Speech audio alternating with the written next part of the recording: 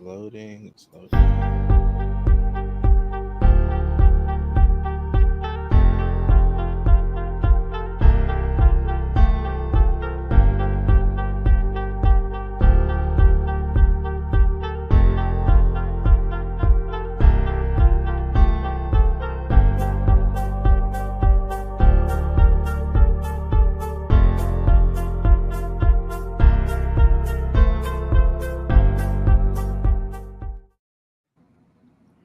There we are. Welcome, everybody, to another episode of Unhealthy and Unstable. I believe this is episode 6. We've only done like a handful of these. I swear to God, I forget what number we're at every week. I started saving our our posters that have the numbers on them. So I'm like, okay. Did shaking his head like you know what number geek set they on. Hey man, look, Please. we on like 154 or something. Like. Yeah, that like was heavy. Something like. Damn, we Welcome back to another episode. I am Jawan, and join with me today, Trayvon. What's going on, Trayvon? You know, how you doing? I'm here to cause chaos. Say it again, I'm sorry. No, I'm just here to cause chaos as usual. That's it. Oh, I don't know if I like that. You love it. All right, and Philly's son, Joel. What's going on, Joel? Phillies? Yeah, Philadelphia's son. Yeah, the honorary Bluebird. I do work. Yeah, you're the son of Philadelphia. They love you out there. You guys are I don't saying know. two different things. Bluebird. I don't know what that means. Both. Fuck it, Didge. Both. He's both. Both works Both. for me. The biggest Joel Embiid fan I've ever met in my life. What's up, Joel? How you That was feeling? loud. Well, it's only because wow. he's the only one who can get my name right. It's the only way to get your name right. That is fair. That did help me that has your understand ring your on. name. I don't understand how, considering whatever. You think it's an easy name to say, but I think I've met more How Joels is it than hard? Joels. That's what I don't get. I will say it's Or funny. higher. It's funnier. I will say the funniest thing I've ever experienced is someone getting my name 1,000% correct and then just fucking up Joel's name. It was probably the most joy I've ever had. They call you Probably the Joel. most joy I've ever had. Not even. It was Joel, but it was like right after I told her it wasn't. Right. He looked her in her soul and said, "This is my name," and she essentially, without really having to say it, said, "Yeah, go fuck yourself," and then That was said definitely it that was definitely a fuck. She basically said, "I don't care what you said." Yeah, 100%. She didn't give Yeah, how I a wanna say fuck. Yeah, she didn't give a shit. And it was just crazy because Joel looks at me and he's like, "She just fucking like, is she serious?" And I'm just like, I don't know, man. She got my name right, so I'm feeling pretty good, man. I said, I'm good. Things are great on my end. I can't tell you how many times I've been Javon, so I'm like, all right, yeah, Jawan. All right, yeah, you got to kind of take that, Joel.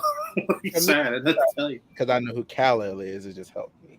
It made it fun That's for me. how Joel tried to explain his name to us, only for us to continue to get it wrong for a year. I used to just say, well, you don't say Noel, you say Noel. Just Yeah. fucking change the letter. How hard is that? Like, We all looked know at it him and all. said, "No, that makes sense." And then we went to call him the wrong name every single episode. So, yeah. that's not how it's pronounced. That's fine. But no, Philly's kid, Joel. Do you want to speak to that? You I being work for Philly's Philly. forgotten son. A company named Philly. That's what they're called, Philly. There's some kind of sports like insult there or something that I'm not catching. No, He's trying to just make me from Philadelphia. upset. Oh, No, okay. I'm not from Philadelphia. I'm read out of it. He was Okay. born in Philadelphia, born and All I raised. know is about that's when Michael B. Jordan be bouncing it. That's all I know, right? And then right The there. fact that you know that, like, so specifically is Yeah. very terrifying. Don't say things like that out loud. Philadelphia. Because then when I hear of like a groping incident in Philadelphia, I'm gonna go, fucking Trayvon, man. This guy's out of control, man. He's just out of control. I'm gonna know it's you. I'm gonna have to report it to the authorities. I'm gonna know it's you. We're gonna know. But- all right, since Joel doesn't want to speak to his Philly roots, let's introduce our guest. Shut up, you have Philly roots. Shut up. Where were you yesterday, Joel? Went to a Phillies game yesterday. That sounds like a Phillies kid. Yeah, because I work for Philly. I keep trying to tell you that. I said it at least 8 times. Right. That's New the team Jersey. they I've rep. never gone to a Devils game, bitch.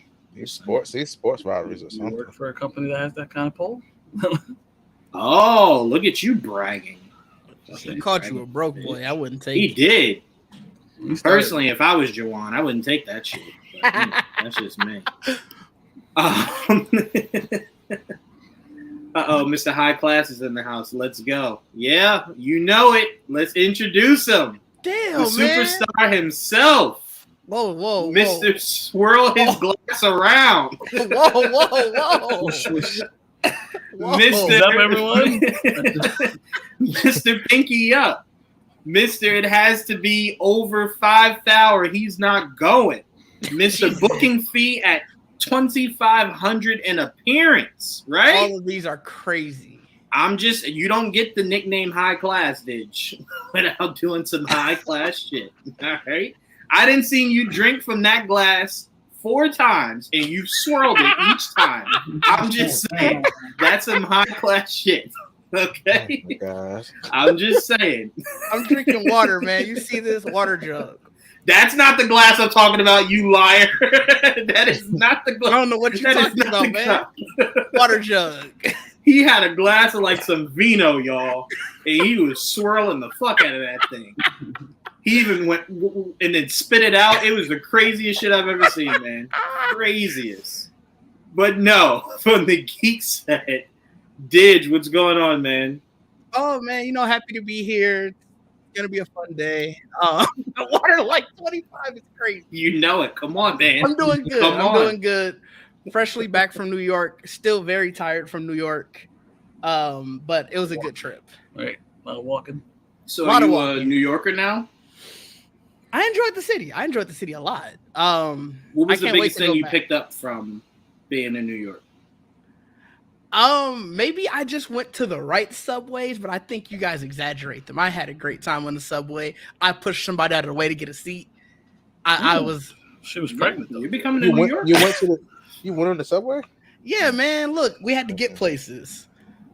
Wait, hold on. Time out. Who's exaggerated the subways?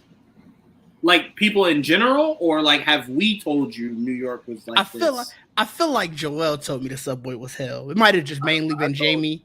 I don't like subways because they make me nauseous. Oh, that's fair. It was so convenient. I mean, got I will from- be honest. I've taken the subway with Joel a shit ton of times. I've never seen anything crazy. We've taken a train. Oh, sorry, a train, not a subway. Sorry, train, not a subway. But I will say, in taking that train, I've never seen half the shit that you hear about on the news, right? Like, No. Yeah. like a homeless guy ejaculating on everybody. Yeah, Like, no, none of that happened. like a guy with one eye stabbing people. Like, no, we don't see things like that. But it is very common in New York. That's fair. Did No, you it see Master Splinter while you were out there? I did. No, I saw many Master Splinters. Actually, Oh, I was just man. almost about to lie. I saw many of them. I was about to say that's New York's mascot. So I was just making sure you were welcome properly.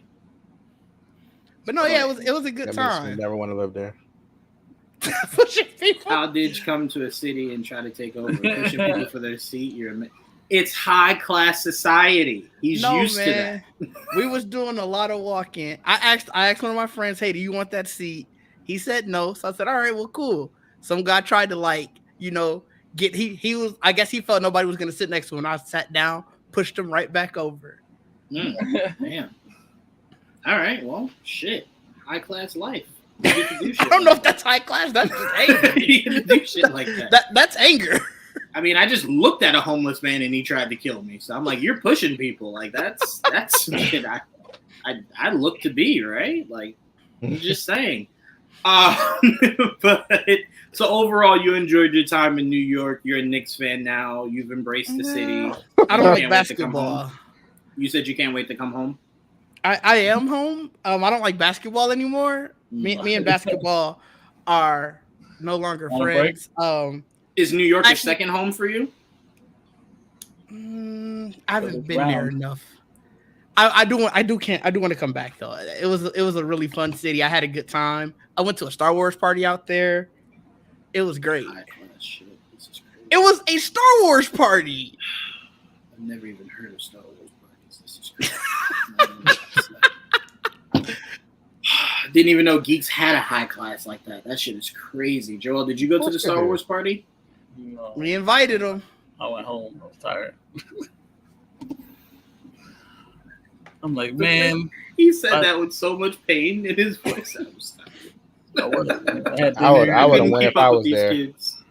You would have what, Trayvon? I would have went if I was there. It was a good time. You say that, and my spider senses start tingling. What do you? I would have went there for a certain reason. I know. That's why I think my spider senses started tingling.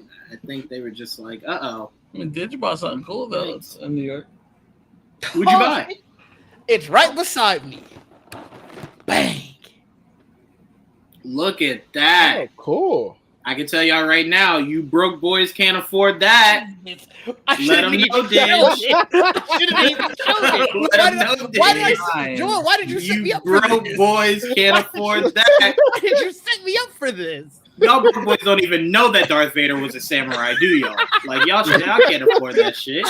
Why? Darth Vader's just a regular Sith where y'all come from, ain't he? Yeah, Digi's world, he is samurai Sith. It looked cool. Oh, I did. I strolled right into that, Trayvon. Like, that was so terrible. How crazy is that? You broke boys only know of Darth Vader having a lightsaber, huh? You ain't know he was rocking samurai swords, did you? Yeah. Oh man, that was Get your wealth terrible. up. Get your wealth up. Get your wealth up. I regret everything about showing that. Did you get that at the Star Wars party? No, actually, I went to the Tamashii Nation store and that I saw that and I was just like, well, no, yeah, I went to the Tamashii Nation store in Times Square. It was great. There are so many other things I wanted to get at that store. Well, then, Didge, tell us a little bit more about why you're out in the city. Yeah, so we went to New York last year around this time. Actually, we started doing stuff with Sway's Universe. You can catch a lot of reviews and stuff that we do on their channel. And it was just time to sort of, I guess, take that to the next level. So we went out there with the intention of just really getting a sit down with Sway, having the chance to talk to him, just sort of make things a little bit more official. And it turned out we actually were on Sway in the Morning. That was completely news to us. We come in, we're talking, we're just thinking we're going to listen to sort of see how things are going. And he's like, hey, come over here and talk on the radio. And so like, it was insane being able to sort of give the spiel about the documentary, tell who we are, tell why we do what we do. We were able to give him just sort of some merch, sort of like the documentary merch and all of that. And then he was like, you guys are going to stick around for the rest of the day. So we stuck around with them for the rest of the recording, got a chance to meet Winston Duke, do all of this crazy stuff. Okay. It was a great time. Yeah, we got a picture with him in our Black Geek merch. That man is huge. He made me look like a 5-year-old. It was crazy. But no, it was a really fun day. It was a very long day because right after that we went and did some documentary interviews. But it was a necessary day and it was a lot of fun. And like I said, New York treated me like a second son. I got nothing but love for that city for that short time that I was there. I'm glad you liked it. I was about to say, I love that. Trayvon, check your messages. Why you send it so late, Joel? I didn't send it late. I sent it like the first 5 seconds Didge started talking. I'm not looking at my phone. How am I supposed to know that, Trayvon? I don't know.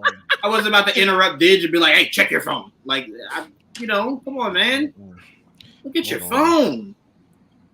We're trying to do it happened, man. But no, I love that Didge. Meeting Winston Duke, I have to imagine that guy is like a mountain of a man, right? Like, bro, he was so.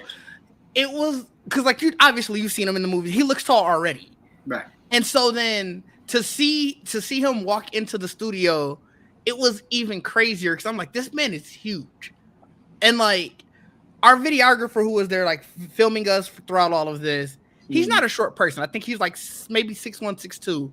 He made him look short. Like it was insane. But like I said, overall a great time. Their studio was great. It was dope to see how they do their setup. Like I said, we sat through the whole rest of it. So like to see how they set it all up, basically get the show running, and then shut it down for the next SiriusXM thing.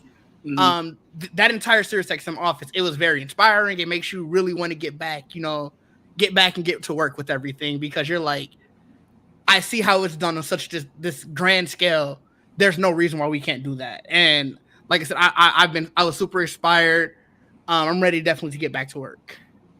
Could we possibly see Geekset move out to New York to permanently be on Look, if the Lord wills it, I won't say no. And you'll officially become a Knicks fan. It'll be beautiful. Oh, that probably beautiful. won't happen. I told you, I no longer watch basketball. I no longer watch men's basketball. I'm WNBA, Chicago Sky. Let's go. Yeah, they got a Knicks team too. Don't worry. So I have to ask you. You know, I wouldn't forgive myself if I didn't ask this. Did Sway or did Sway not have the answers? You know what's funny about that? Somebody put the house Sway in one of the comments of the picture, and the Sway's Universe channel put a clown emoji on him. I was like, damn, I know this guy. He meant no harm. He was genuinely showing love.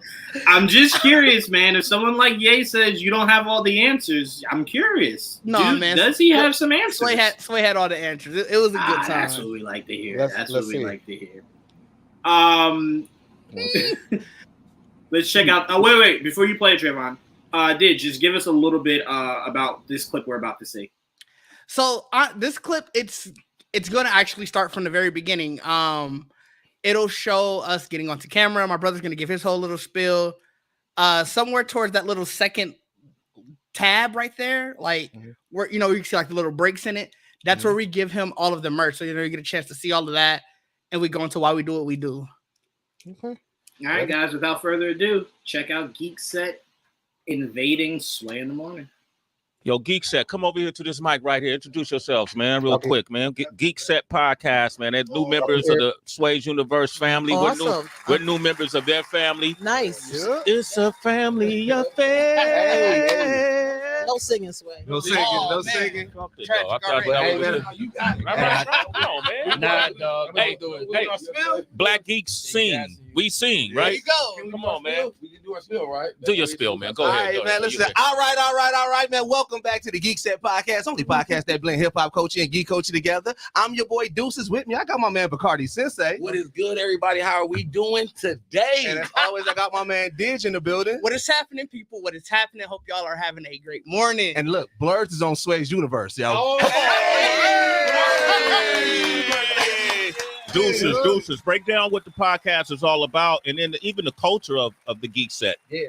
So, we are a podcast. So like I said, we really just wanted to bring the Black people to the space and show that Black people are not a monolith, right? So, like, one of the things that like really sparked this, and this is a dope story, is that when Black Panther first came out, if people who remember it, the very, very first commercial had Run the Jewels on the commercial. Yeah. Right. And I'm listening to all these other podcasts and people talk about it, but nobody was bringing up the fact that a Disney property, the first major Marvel movie, had Run the Jewels on the commercial. And I said, this is what I want to bring to the podcast space. There you go. And so, we wanted to do that. And then we wanted to continue to show love to our heroes, but also the people that are doing it, the people that are within the culture. So we make sure that we go to those conventions. We interview the people that we grew up loving. We make sure that we're showcasing the talent and all the people that was in it. And then, me and my brothers, man, I got them along with the ride, and everybody got a special expertise position within Geekset. So it's like now we just running like Voltron. Like everybody got a purpose and everything. Everybody got a role they play, huh? Yo, Bacardi, come on, man. Come on, man. I do all the fashion and everything for Geekset and the branding. So everything you seeing right now, the Black Geek, all the merch. So Sway got a box, you know what I'm saying? So I got a box. Yeah, you got a box. You know what I'm saying? But I me. mean, it's been great. Like I was doing hip hop, I was always doing beats and everything back when I was younger. I was a geek my whole life. So it's like I'm 42 years old. So to be 42 and I get to still talk about X-Men and travel and convention is like, this is like bananas. It's like a dream really coming true. You know I what I'm love saying? it, man. Come on, let's apply for living our dreams. Diz, let me ask you this. How much diversity do we see in this culture? Oh, we see a ton. I mean, you got to figure geeks from all types of life. Yeah. Geeks from all walks of life. You got all three of us are already different. Like, even though that's my blood brother, we two completely different personalities. Yeah. But the one thing that you connect on is we geeks. We like this geek shit. So we basically, that's what you talk about. And you instead of looking at the differences, you try to talk about the things that's together. So like you got the common thread all the time. It brings so much community together. Yeah. Like, I feel like the fact that we went so long throughout our years, never realizing that there's so many people that watch these cartoons that we grew up with that still hold it true. So what is the geek traits? You got to watch cartoons, comic books. What are you talking about? You know what? I got a perfect point for you. Everybody is geeky about something. If you a sports nerd, you a geek. Oh, so Heather's a sports geek. Oh, then you a geek. Food. Okay, food geek. Okay, you because a geek. Our slogan is "Love what you do what you love," and that's what we equate it to. Because the thing about that we see when we have these conversations with people is that, like, we'll have a conversation just about, like, in general, comic books, anime, video games, but then you'll find somebody who has something where it's like it may not be that, but it may be a property. They may like westerns, right? And what we look for, we call it your geek point. We look for the moment of that excitement that you have, where you might have it to your own self, but then you have 3 or 4 people that when y'all get together, y'all go deep. Conversation, and that's what we try to make everybody bring out their geek point and saying, like, yeah, you know what, there's something that you love that like I said, we love using sports because it's like everybody like who likes sports. You know, I may say that Kobe is the greatest, but you there's somebody. Hey, you remember when Kobe did X, Y, and Z? I get it. Yeah. Okay, I love it. You a sports geek. Well, this is the podcast, man. Give them a big round of applause. The Geek Set, right? And you can follow them at where? Geek Set Podcast everywhere, or go to geeksetpodcast.com. Merch is available because we are working on a doc. Get that Black Geek merch, please. And you can check out episodes on Sway's Universe. Absolutely. All right, our new partnership. Yes. Part of the partnership is you got to give me a hoodie, man. Nobody brought me a hoodie. What the hell? Come on, man. All right, okay, man. We coming right back. Okay, we got a box right here. Let them see the box real quick. We got to get the box. We're gonna get you. That's nice. Okay, and then hold it up. Oh, good. And then take care get that on the camera. Sway. And then listen, to those who are watching this, you can get your Geek Set podcast gear as well. It's nice. It's beautiful. Look at too. it. Oh man, right. Let's put it up. Somebody. Sway gonna have that on tomorrow. Oh my gosh, look at that, man. Black. That's some Geek high Set. class package. That's really nice. Documentary, man. Let's see it. That's all Bacardi, man. Got He you made the sure to ad. get the gold packaging and everything. Yeah, man. What about Torch? Did Torch get anything? They said they're gonna spin the block. We They spinning be the back. block. We spinning the block. I mean, it's a couple different sizes. Because you know we also got to get Reggie right, man. Shout out Reggie. Okay, what's that right there? I'm gonna be in your box, Sway. You know, so like Pause that real quick, Trayvon. So- Let Didge respond. I'll to tell you this this, comment. the original our blurts on. Just Pause it. What you say? Yeah, let Didge respond to that comment. Oh yeah, no, I appreciate it. That's the main thing of our message. We want to show that Black geeks ain't Urkel, they not Carlton, they not Zach from Power Rangers was cool back in the day, but you know, it's everybody is a geek about something. Like I was saying in the clip, sports geek, that's probably my favorite thing to use as the analogy because I think a lot of sports fans don't think that they're geeks. But when you're out here talking about how Luka Doncic should have been MVP because he averaged 34, 10, and 9 over Jokic, who averaged this, and this, that's a very geeky thing to say. It just looks cooler to you because it's about sports rather than saying, oh, yeah, Cyclops did this in the comics versus, oh, that happened in the movies. So our message is very much on being a geek isn't a bad thing. It's what are you geeking about? Right. And I can tell you guys, as someone that's potted with Didge about sports, man, you let Didge and Joel start talking numbers and shit, fucking positions and shit. Oh my God. They're geeking. I can promise you that. They're geeking. I'll be listening to that shit sometimes like, bro, what numbers? Who got dunked on, dog? Like, Dunked on is crazy. They're like, nah, but you got to know the numbers of why he got dunked on. Look at how they, you know what I'm saying? It's like you learn a whole bunch of new shit. I mean, I say this all the time. I am not the biggest nerd or geek ever. A lot of my knowledge came from my friendship with Joel, just learning shit I either didn't care about or never knew existed. I think it was the first time Joel nerded out about when we got God, why am I blanking on his name? John Cena's character, Peacemaker. Listening to Joel geek out about that let me know, A, there's so much more in this geek world I don't know. B, that is a love. it's a passion. It's not just like, oh, I, read a couple comics when I was 4 one day and, I know these people. No, it was a passion because I'm like, Joel, Charleston Chew characters? He's like, no, asshole. And I'm like, oh, I thought it was the candy. Like, who are these characters? That's funny. So, I appreciate you guys definitely expanding. And let's not forget, you guys going on Sway is not your first taste of stardom. You guys were a massive trend on Twitter when you did the interview with what's his name from Boondocks. Oh, it's Cedric Yarbrough. Right, and you guys broke news through your podcast. You know what I'm saying? So this is, in my opinion, just a stepping stone of the legacy that you guys have built, and it's a name that everyone in the geek community, Black geek community for sure, knows. You know I appreciate that, man. I still look at it as just a group of kids. Like, kids is crazy because we are all 30 plus, but a group of men who just like to talk this stuff, man. That's how I take it every day. Honestly, it started off at the time I spent more time with my brother, and it grew from there. Right. That's always where it starts, man. You just need to have that person that has that passion, and it starts to kind of like bleed into you, right? And it's like, yeah, I love that shit too, man. So I mean, definitely just podcasting with Dig has grown my my fandom of the craft. I mean, shit, everyone here has their own fandom, right? We always know what's Trayvon's calling card? Power Rangers, right? And there is no passion like that man's passion for Power Rangers. For sure. Trayvon named a series of Power Rangers, and I swore he was making that shit up. Wait, which one? I Googled that shit and said, wait a minute, that's real? Are Like, you talking about that's a Mystic real Force? thing? You said what? Mystic Force? Yes. I'm Oh like, yeah, what no. the fuck is that? When you first talked about it, I didn't believe you either. Yeah, I'm like, you be naming Listen, Power Rangers, and I'm like, bro, that was Power Rangers. I ain't never magic hear and that. spells and capes and shit. Listen, No, it tracks why you would like it. I get it. that was the season. That was the argument. Let's be clear. You liking it is not the shocking part. It Right. being a show is what shocked us. We're like, wait, this is a thing? Oh yeah. Absolutely, right?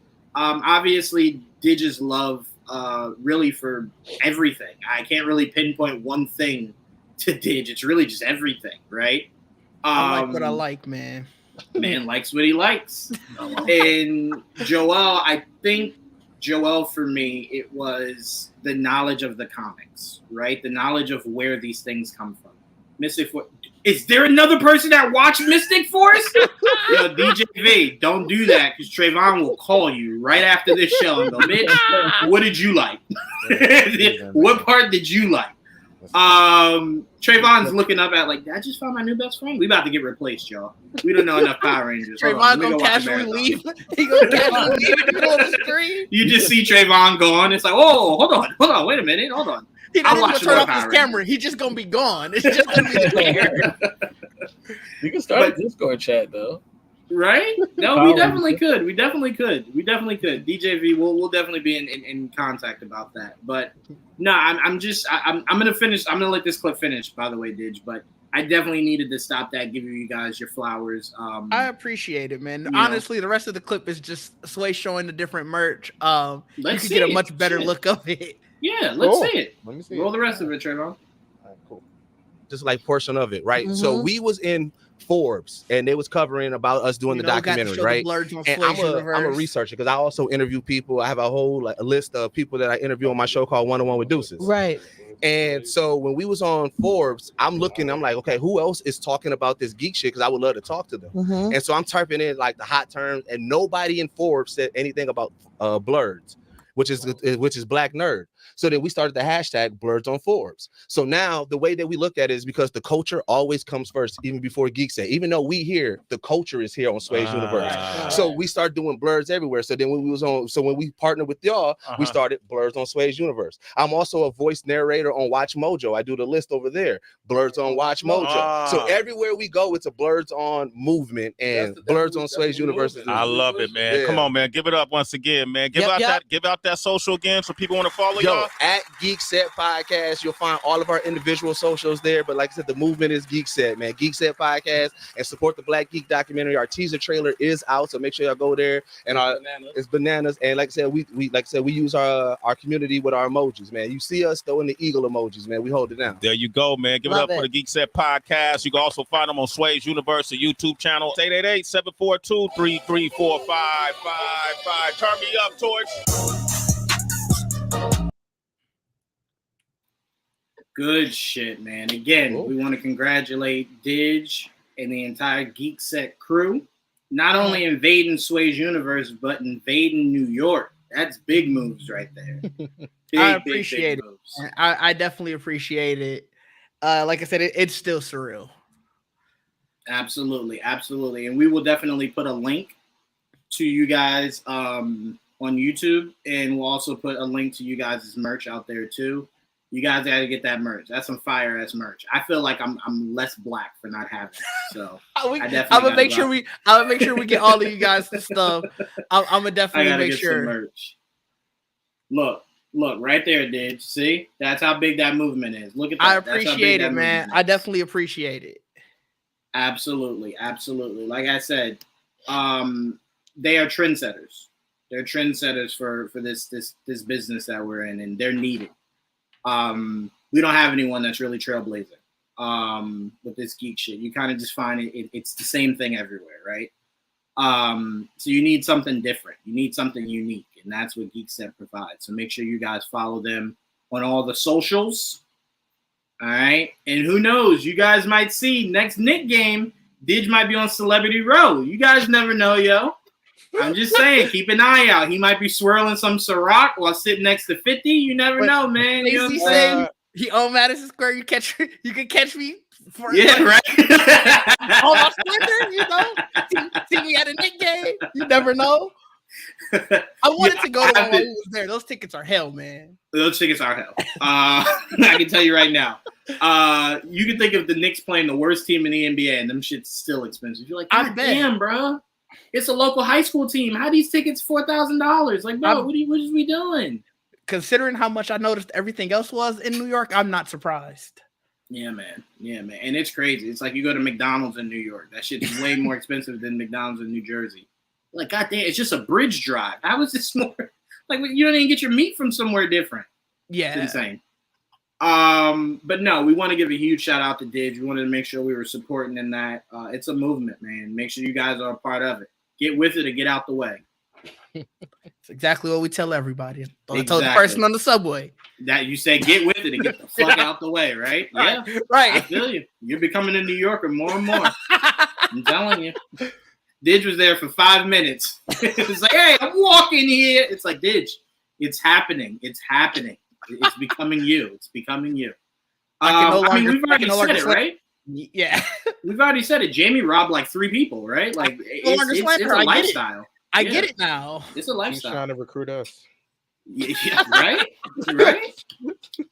I'm just saying, y'all hear of some local robberies out in New York. It's Jamie.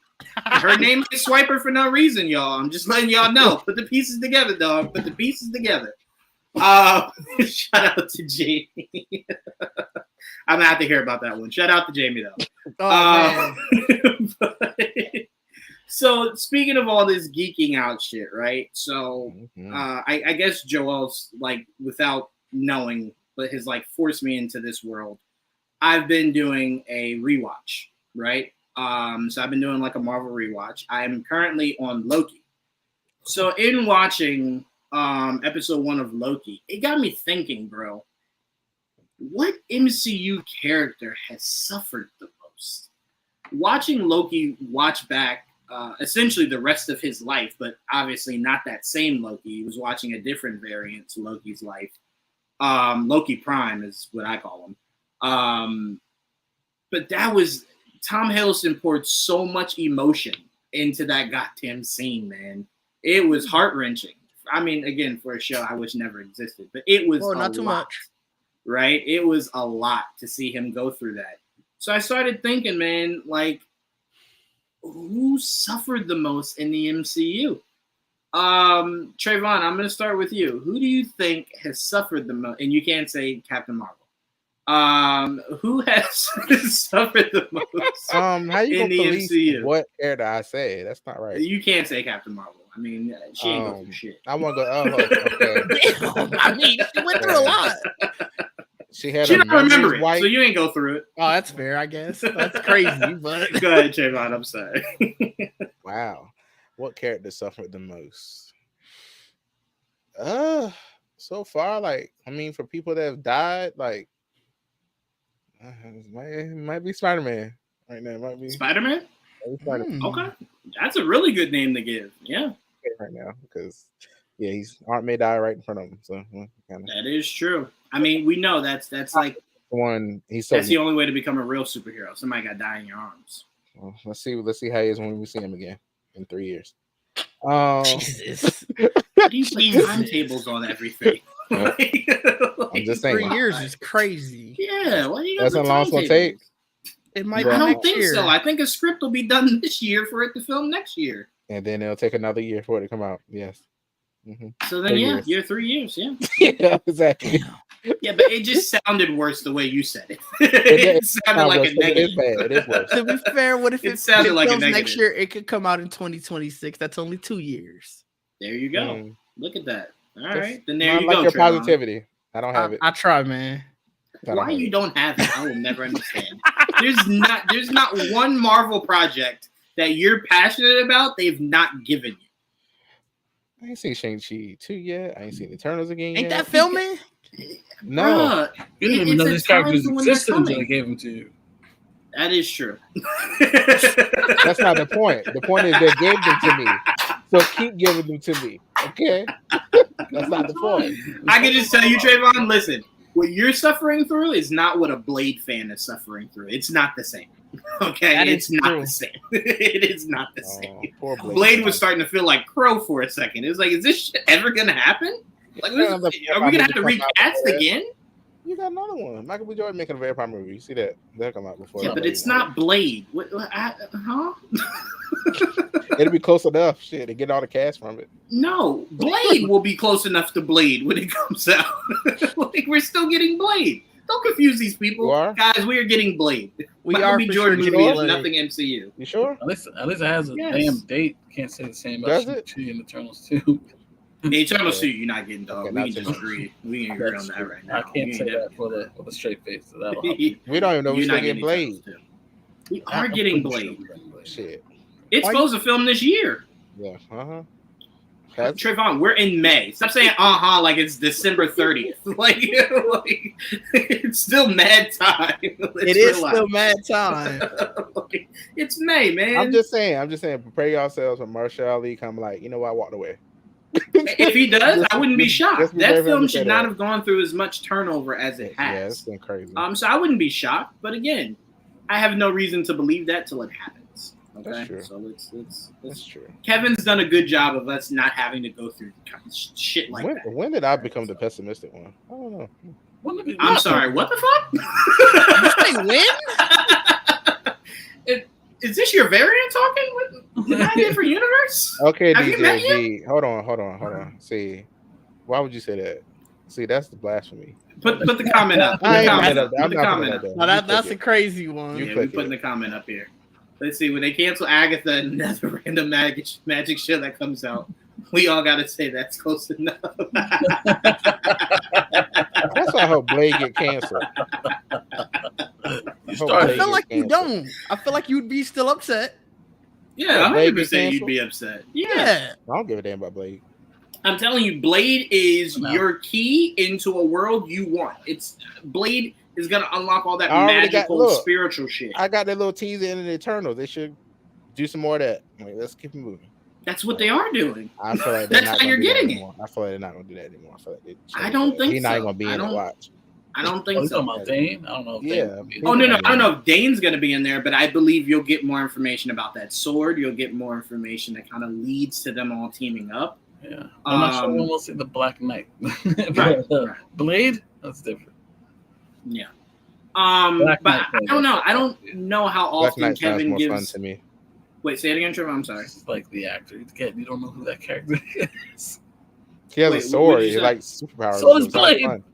Blade is just a vampire killer. That's okay. I'll fight. What are we talking about? When is that a bad? I'd rather have whatever the Black Knight, whatever he is. I don't know. I want him more than I care about Blade right now. More than you care about Blade?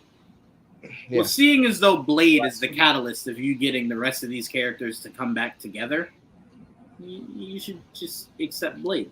This is optimistic. This is very optimistic. I'm glad that you think. No, that's the point of Blade. It's supposed to be the tea leaves that leads to Midnight Suns. Is what we're trying to tell you, Trayvon. And Trayvon tried to ask, when did I become the pessimist? That's You've crazy. been pessimistic the last 5 minutes since you said it.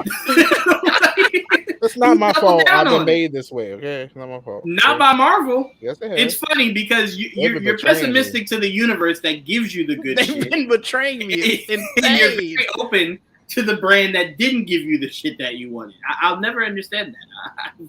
I don't understand. I don't understand. There's been no crazy turnover in Marvel. None. But in the other side, crazy turnover. And you'd be more lenient to them than you are to Marvel. I don't really get it. But to go back to the original question, you're going with Spider-Man. Spider-Man has suffered the most?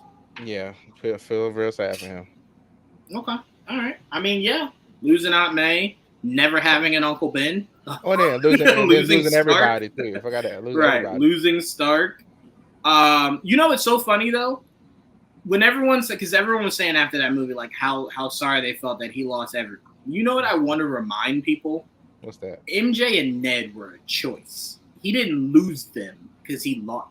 He decided it's best if I'm not in their lives, right? So that was a choice. No. I'm not saying it like it doesn't matter. I'm saying it like it wasn't like they were taken from him or they were killed. He decided it's better if I'm not in you guys' lives. So when you say lose, I think lose more like Pepper lost Stark, right? like Cap lost Peggy. He didn't lose them. He made the choice. It's better I'm not in your lives. It's more hurtful to willingly give up something. Oh no! I'm not knocking it as not being hurtful. I'm just saying when we say loss, it's cruel. And when we say loss, he didn't lose them. He chose to give them up. There's a little bit of a different verbiage there because, like, when you say loss, you're like, wait, MJ died? No, she didn't die. He just decided. Don't nobody remember me. I need to be low key for it. Nobody though. That's the thing. Not even the fucking janitor knows who he is. Right. Yeah. It's so crazy. He stood next. He stood next. Happy. He stood next to Happy, and Happy was just like, "Hey, who are you?" It's like, wait, there's no memory of May having a nephew? That's crazy. Yeah, that's the insane part. Insane. Even the whole nephew is gone.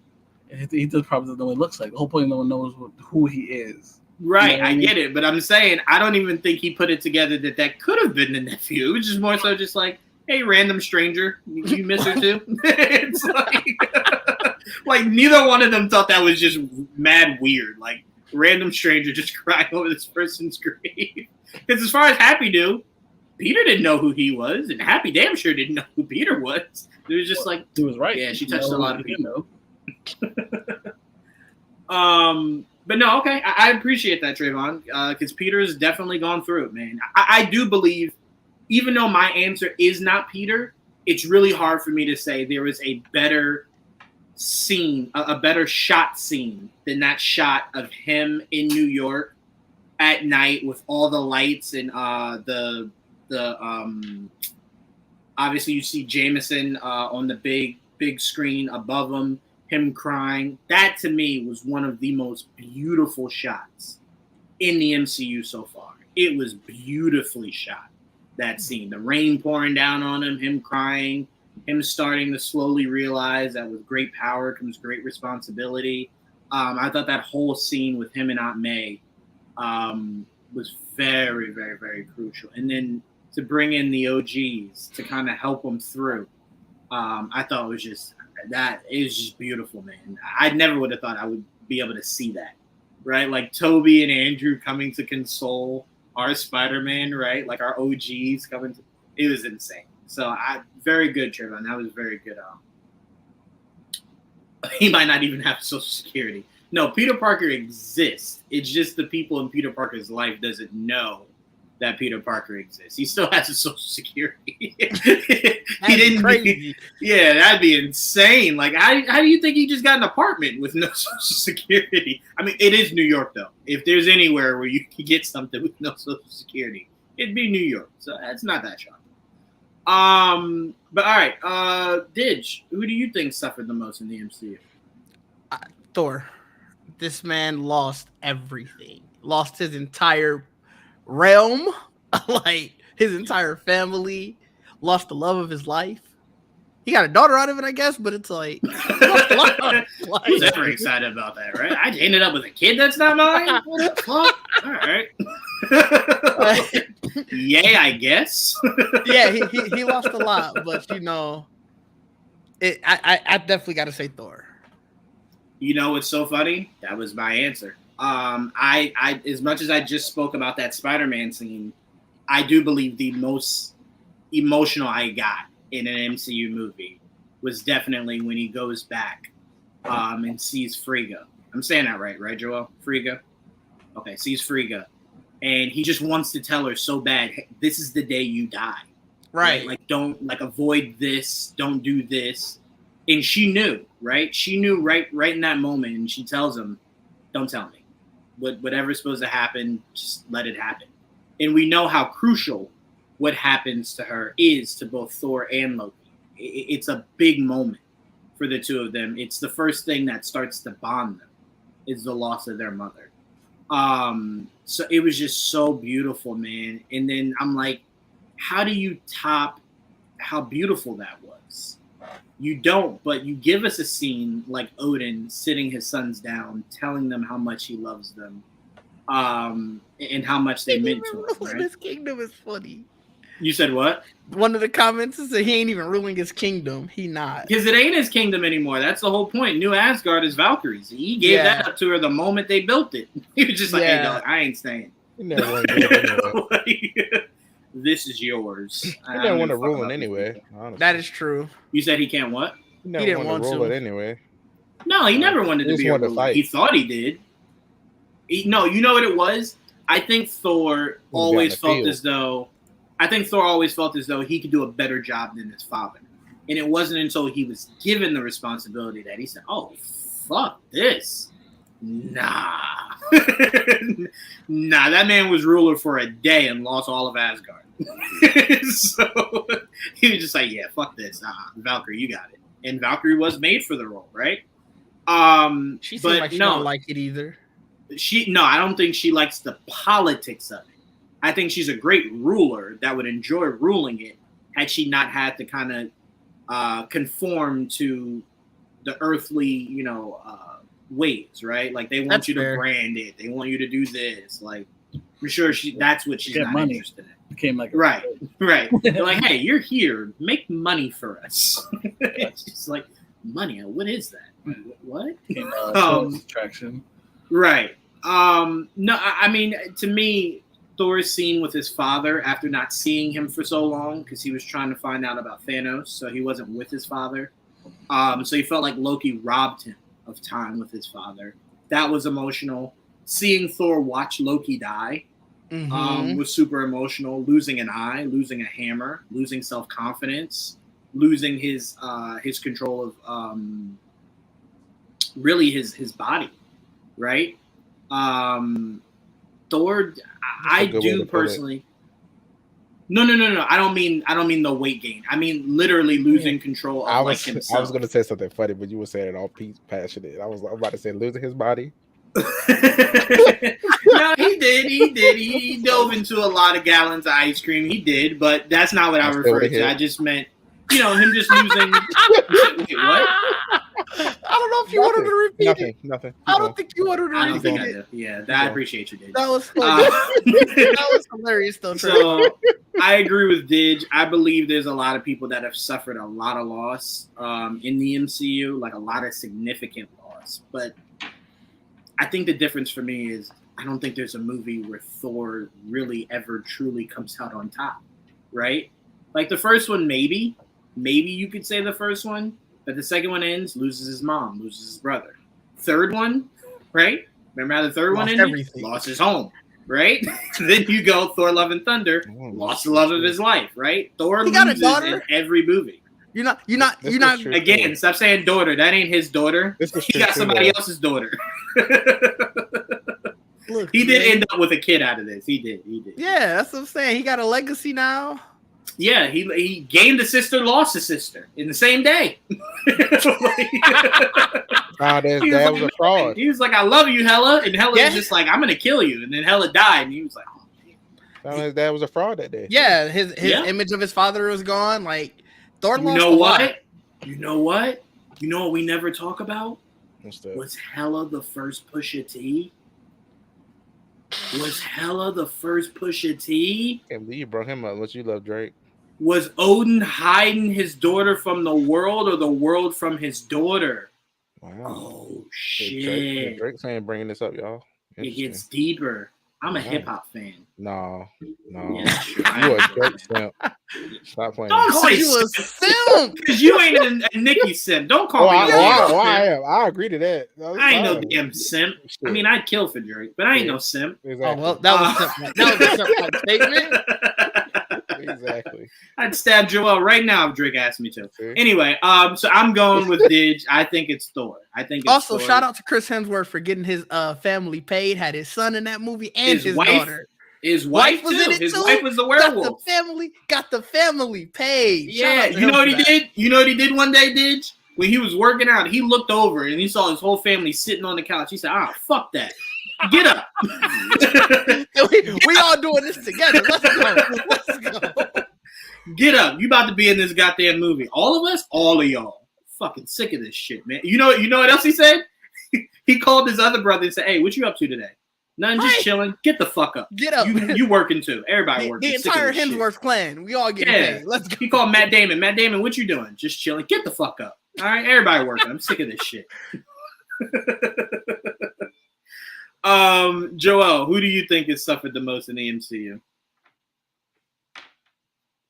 Shit. If you listen to the audience would say it would be them. But I have suffered a lot. You're right. I have, yeah. Yeah. You're right. I would probably go with I mean your answers weren't wrong. Spider-Man was a good one, Thor was a good one. Rocket's a good one. Mm-hmm. I mean, we saw it mostly in just one movie, but like It was a lot of loss in that one movie. It was. all in one movie. It was very kind of heartbreaking. But yeah, I think Rocket. I probably go Rocket. That's not a Rocket? bad choice. Very sad, yeah.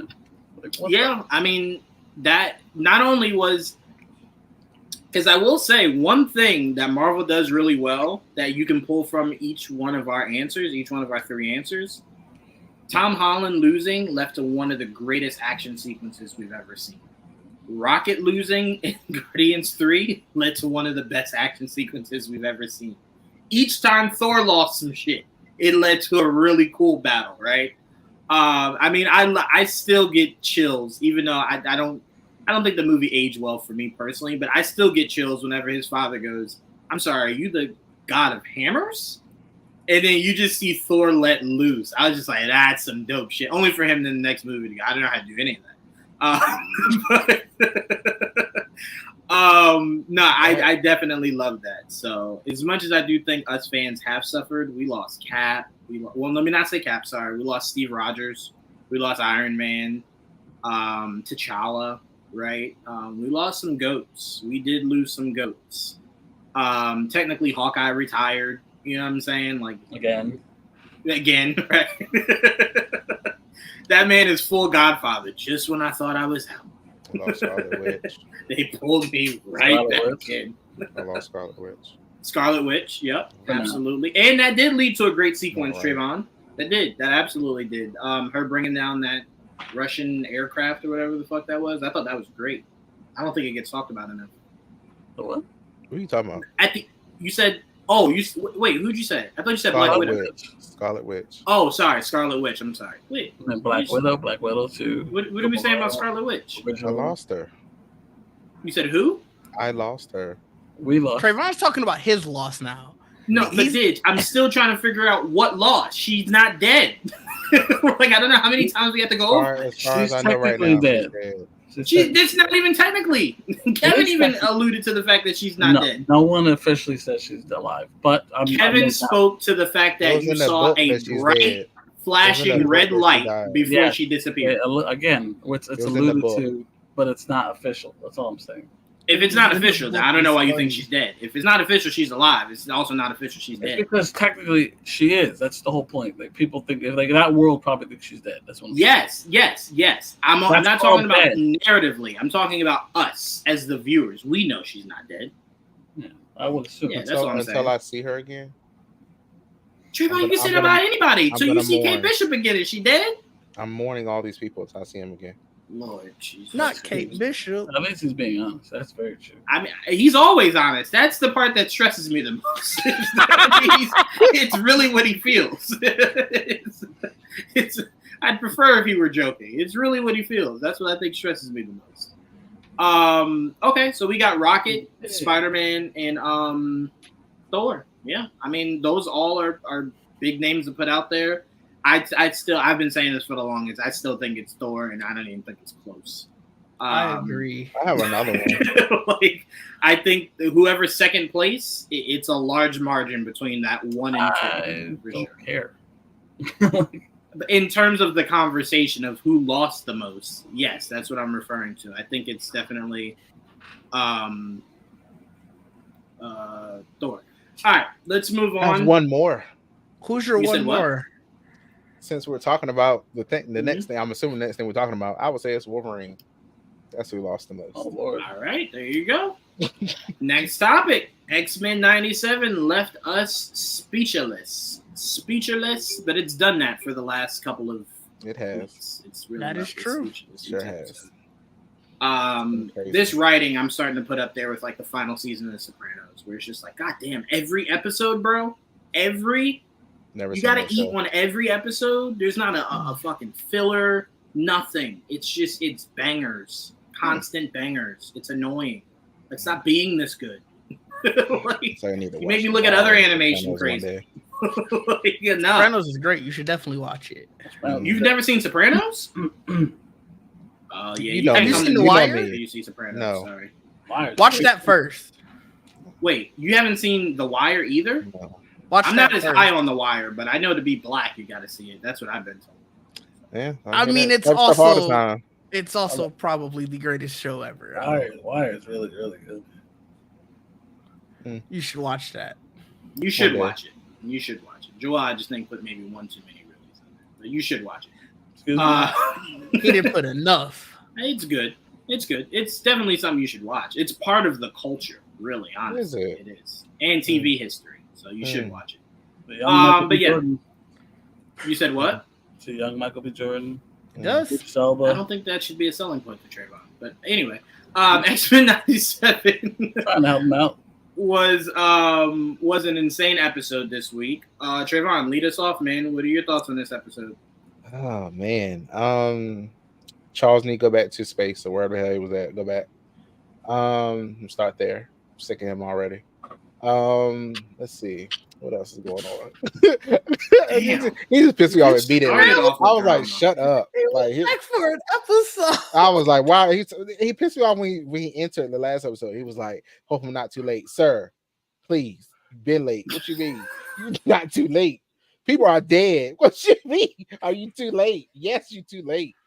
The hell you mean? Relax. He didn't know. He should have known. That's the problem. He was getting turned out in space. You didn't relax, even check man. on your people. How long were you gone, man? Like I was like, what do you mean? Couple months. He was getting turned out in space. You can't rush that. That is trash. Turned out in space is crazy. But I mean, he was talking about being her turned out. Because I'm pissed off about this. So, like, you really left them. Like, they lied about your death. You left, got better.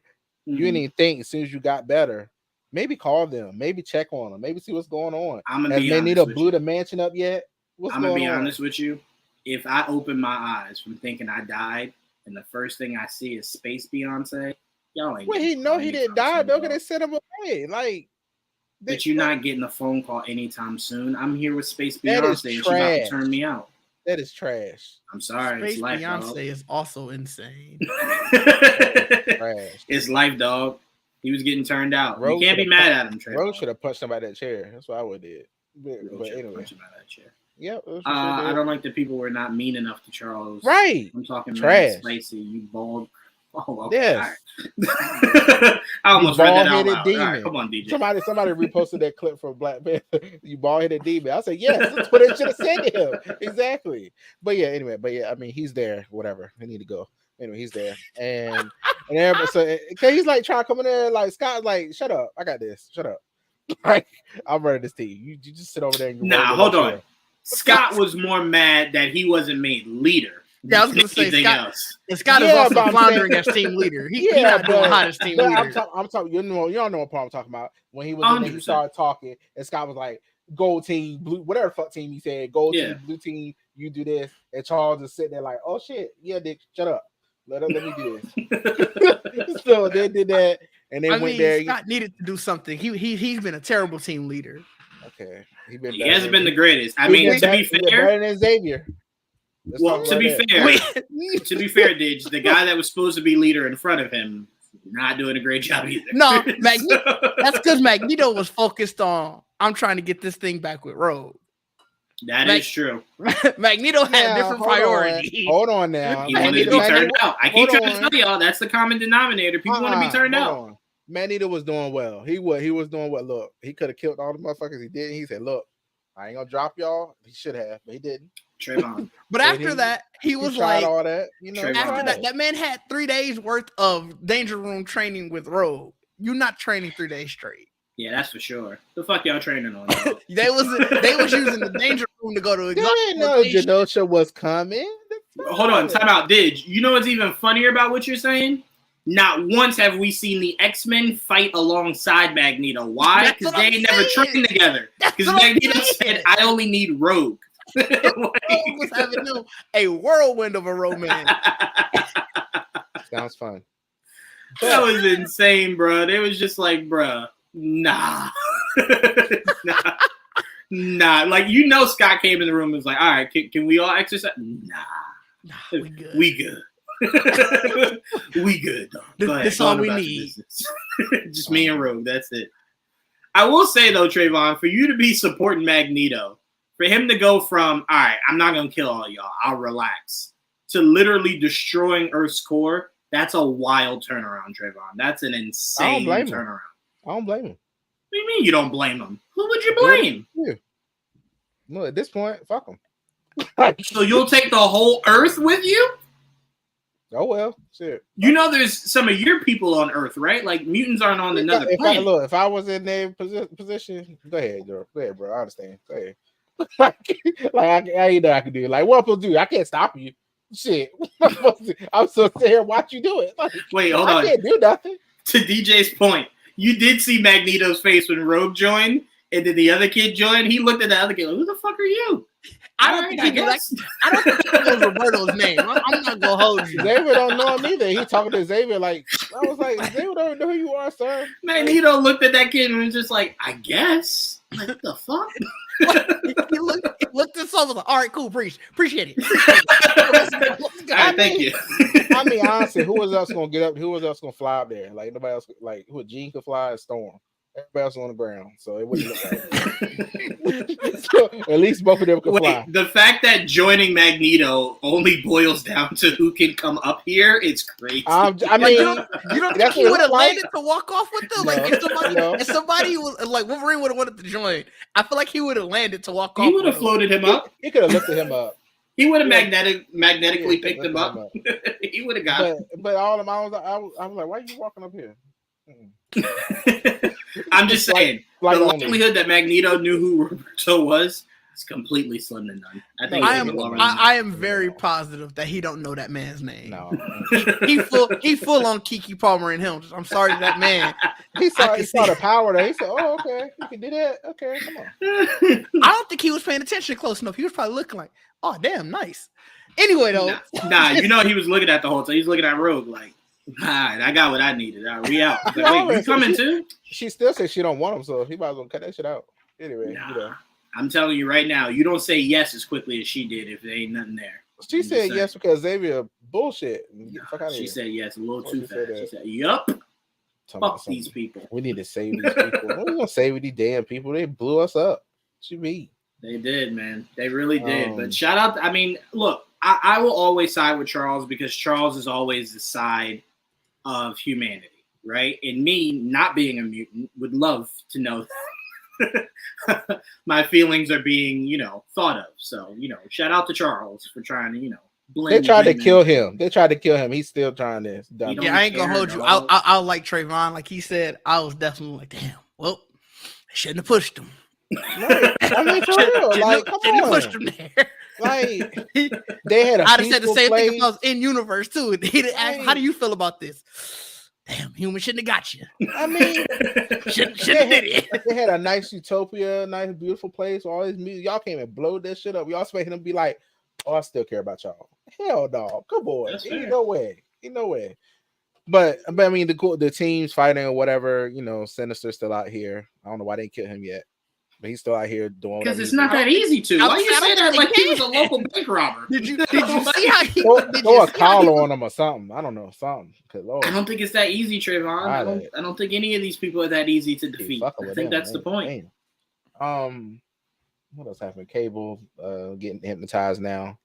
I didn't know he had that kind of power. That was a surprise to me. That who? Cable. Sinister? No, Cable. What power? He didn't have the gun anymore. He like blasted her ass. Yeah, it was. Oh yeah. He didn't have the gun. That was just like a blast or whatever it was. And it was like a blast, but he also has telekinesis, like his mother. But he's a machine too, right?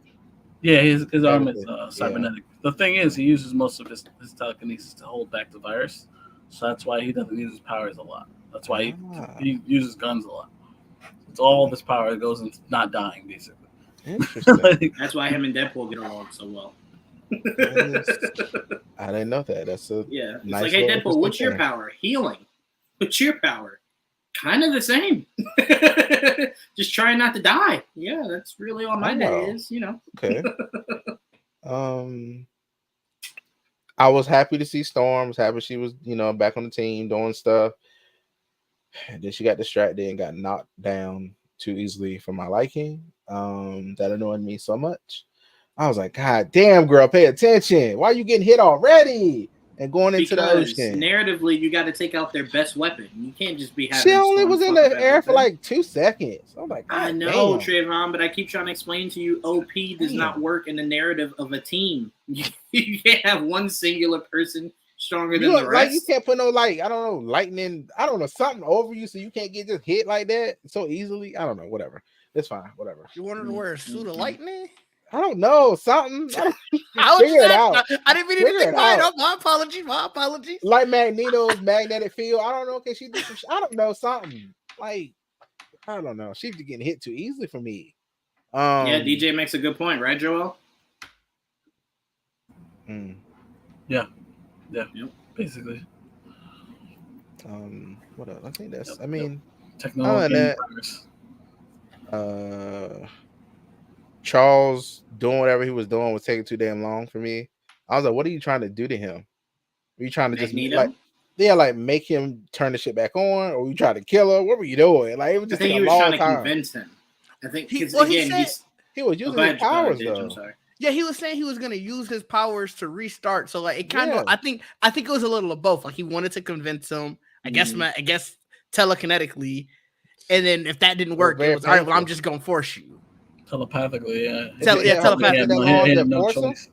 I think Trayvon, at the end of the day, you're gonna have to remember this always. Whenever it comes to these two characters, Charles' love for Eric is unlike anything. So he's always going to go for the safest route first before he tries to obliterate your mind. So that's always going to be like the weakness of Charles, is that he's trying to reason with you rather than just force it on you, So that's always going to be the issue between those two.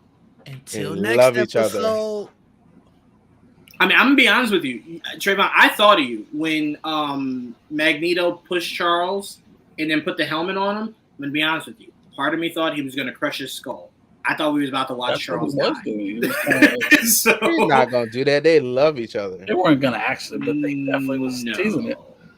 I think the love here in this scenario is more Charles for Eric not so much Eric for Charles. I think if Eric needed to, he would have killed Charles and not thought twice about it in that moment. But neither are dead, and that's the point. Because they have a mutual love and respect for each other. I don't know. I thought the only reason Charles isn't dead is because Wolverine stabbed him. It's kind of where my thought process was. Wolverine stabbed him right before he could do anything, really. Yeah, he did. Which was interesting because I kind of feel like, you know what I always thought, and you might think this is stupid. I always thought Magneto had like a love for Charles. No, like he could feel when anything magnetic is like approaching him or like in his area. So like so it's like a magnetic field to like prevent anything magnetic to harming him. That's what I always thought. You mean like an auto like deflection? Yes, like it senses it, like a Spidey sense, but for like magnets, is what I always thought Magneto had. So when Wolverine clawed him and it went like clean through him, I said, "Oh shit!" He only had that on for Rogue.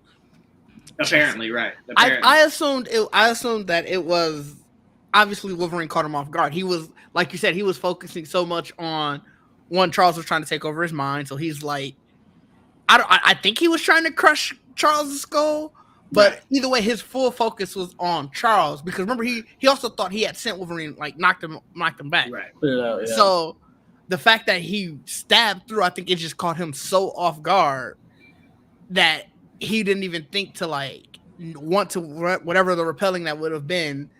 And yeah, the way that he retaliated to that was straight out the comic books and lovely. That whole episode was straight out the comic. Check it out, Trayvon. I sent you the photo of that episode. That's that storyline. It's crazy. I hope they continue it. I really do hope that we get Onslaught. I know you said that I know we were talking about it in the Discord, Joel, and you were saying that you hope that there'll be other teams, but I feel like you could tease it and then bring in the other teams because that. Obviously, next I'm not saying you can't tease it. I don't want there to be an Onslaught and it just be X-Men. Oh yeah, no, for sure. I feel like that's the way how you show it in the season with him, and then now next season, obviously, that's when you could bring the other teams. We obviously know, like you said, it's a lived-in universe, but I feel like that's a gold season 2. I mean, alluding to it and having it happen, I'm not against that at all because we're seeing shit that we never got to see in the old cartoon. So. And they're getting to storylines they never got to. Yeah, and I feel like these are stuff that you can't do as well live action. Like, I feel like ripping adamantium out of a body is not going to go well as well live action. Or getting, like you said, like an Onslaught, that won't go as well live action. So getting it in animation is just as good, in my opinion. I do wonder if now that Wolverine will be adamantium-less, if we get I was talking to Trayvon this morning about No Nose Wolverine. I hope not. Because what happens, because of what happens, he mutates quicker now, and like it like becomes like a bestial character to the point where he kind of looks like he has no nose. But he looks cool with the mask on. Tell me, he doesn't look cool with the mask on. It does look cool with the mask on. I'll give you that. This is my least favorite era of Wolverine. No, I get it. It's just with the mask on, he looks pretty cool. He looks completely terrible outside. It's funny. It's just he leaves the X-Men after that. It takes him a while until eventually Apocalypse and all this extra shit and he gets his adamantium back. But that's funny. She's like, what did I miss? Where's the baby? It's like, technically, Storm, he's right there. You see that grown-ass man holding that big-ass gun? That's it. That's it. The dude y'all knew for a while? Yeah. You know, Storm had to look at him like, wait a minute. It wasn't years I was gone, right? Like, hold on a second. Hold on. It's like, what year is it? Yeah, like, what the fuck just happened? I will say, you know what I love the most about this show? Is their backdoor into cameos. Morph is the greatest character to utilize to do backdoor cameos, and it make all the sense in the world, right? Yeah. Him being Incredible Hulk was beautiful. Beautiful. Morph smash. It was so freaking well done. I will say, though, if I'm the X-Men, if I was the X-Men that was part of that team that was fighting Sinister and the other dude, I would have been kind of tight. You ever look and just think to yourself, Beast, what the fuck do you do? Right? Like Beast was trying. He cut off a hand. I'm like, dog, what the fuck are you out here doing, dog? Yeah, he cut off the hand and then bitch slapped him with it. He was trying. I'm like, God damn, come on, man. I've seen Beast have a backpack with like a gun on it before. I don't like that. I'd like to see something like that, because I swear to God. That's how most of like the last season was him with the backpack and a gun. I swear to God. Because I feel like too many times I'm watching Beast, and it's like if he can't mathematics or science his way out of it, that man be struggling. He ain't got that hand to hand like he should. Like, I mean, just go straight Beast on him. With him in that first episode where he took control of one of the Sentinels and used it. Right, that's what I'm saying. Right, I would like him see him do stuff like that. You gotta get creative with Beast, you know. Right, because they're not gonna use him like the Hulk. So if you're not gonna use him like that, then have him do more scientific shit to help. You know what I'm saying? Yeah. Because goddamn, there are two people at the end of that episode that I looked at and I went, all right, they're not getting a game ball. That's who was the other? Homeboy that's in love with Storm. You flying Forge? planes and shit? Get the fuck down here. What you doing? Yeah, Forge was definitely Sentinels, yeah. He not a fighter. Bitch, we dying down here. You better squabble. The fuck I agree you ain't a fighter. on that one. Forge needed to do more. He was definitely leading. Trayvon, let me say this, Trayvon. Let me be very clear.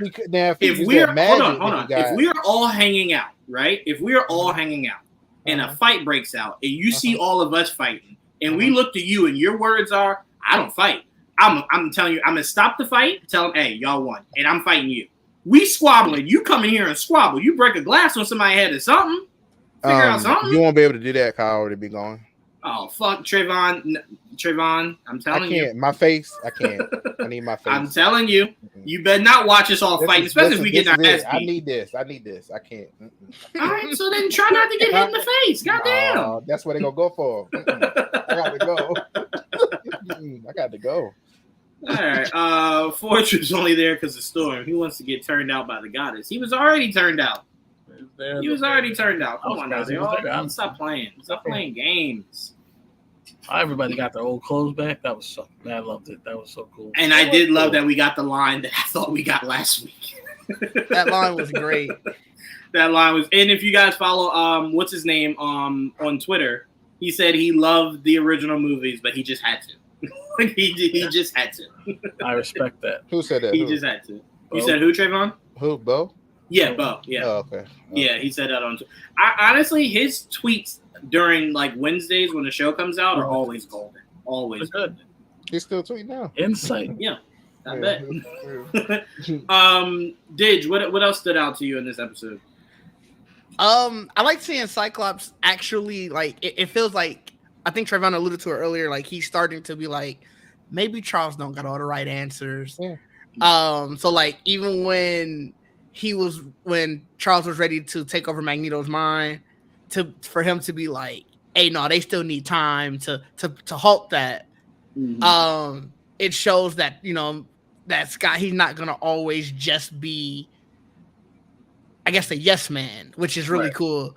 Because I feel like that's always the big gripe about Cyclops. Everybody's like, oh, he's just a yes man, he's super cop or whatever. And it's like, I like that they're giving him that was I think that was the first that was real telling. Yeah. So it's cool to show that, like, yo, no, he's not always just this Boy Scout who's, like I said, is a yes man for Charles. So that was the biggest takeaway. And then like I already alluded to, just actually seeing the adamantium get ripped out of Wolverine. I was telling Joel earlier, I never thought that we would see that in animation, live action, anywhere. I just thought it was going to stay on comics. Can I be honest with you? No. Up until it happened, like legit came out of his body, I had no idea that's what we were about to get. I had no idea.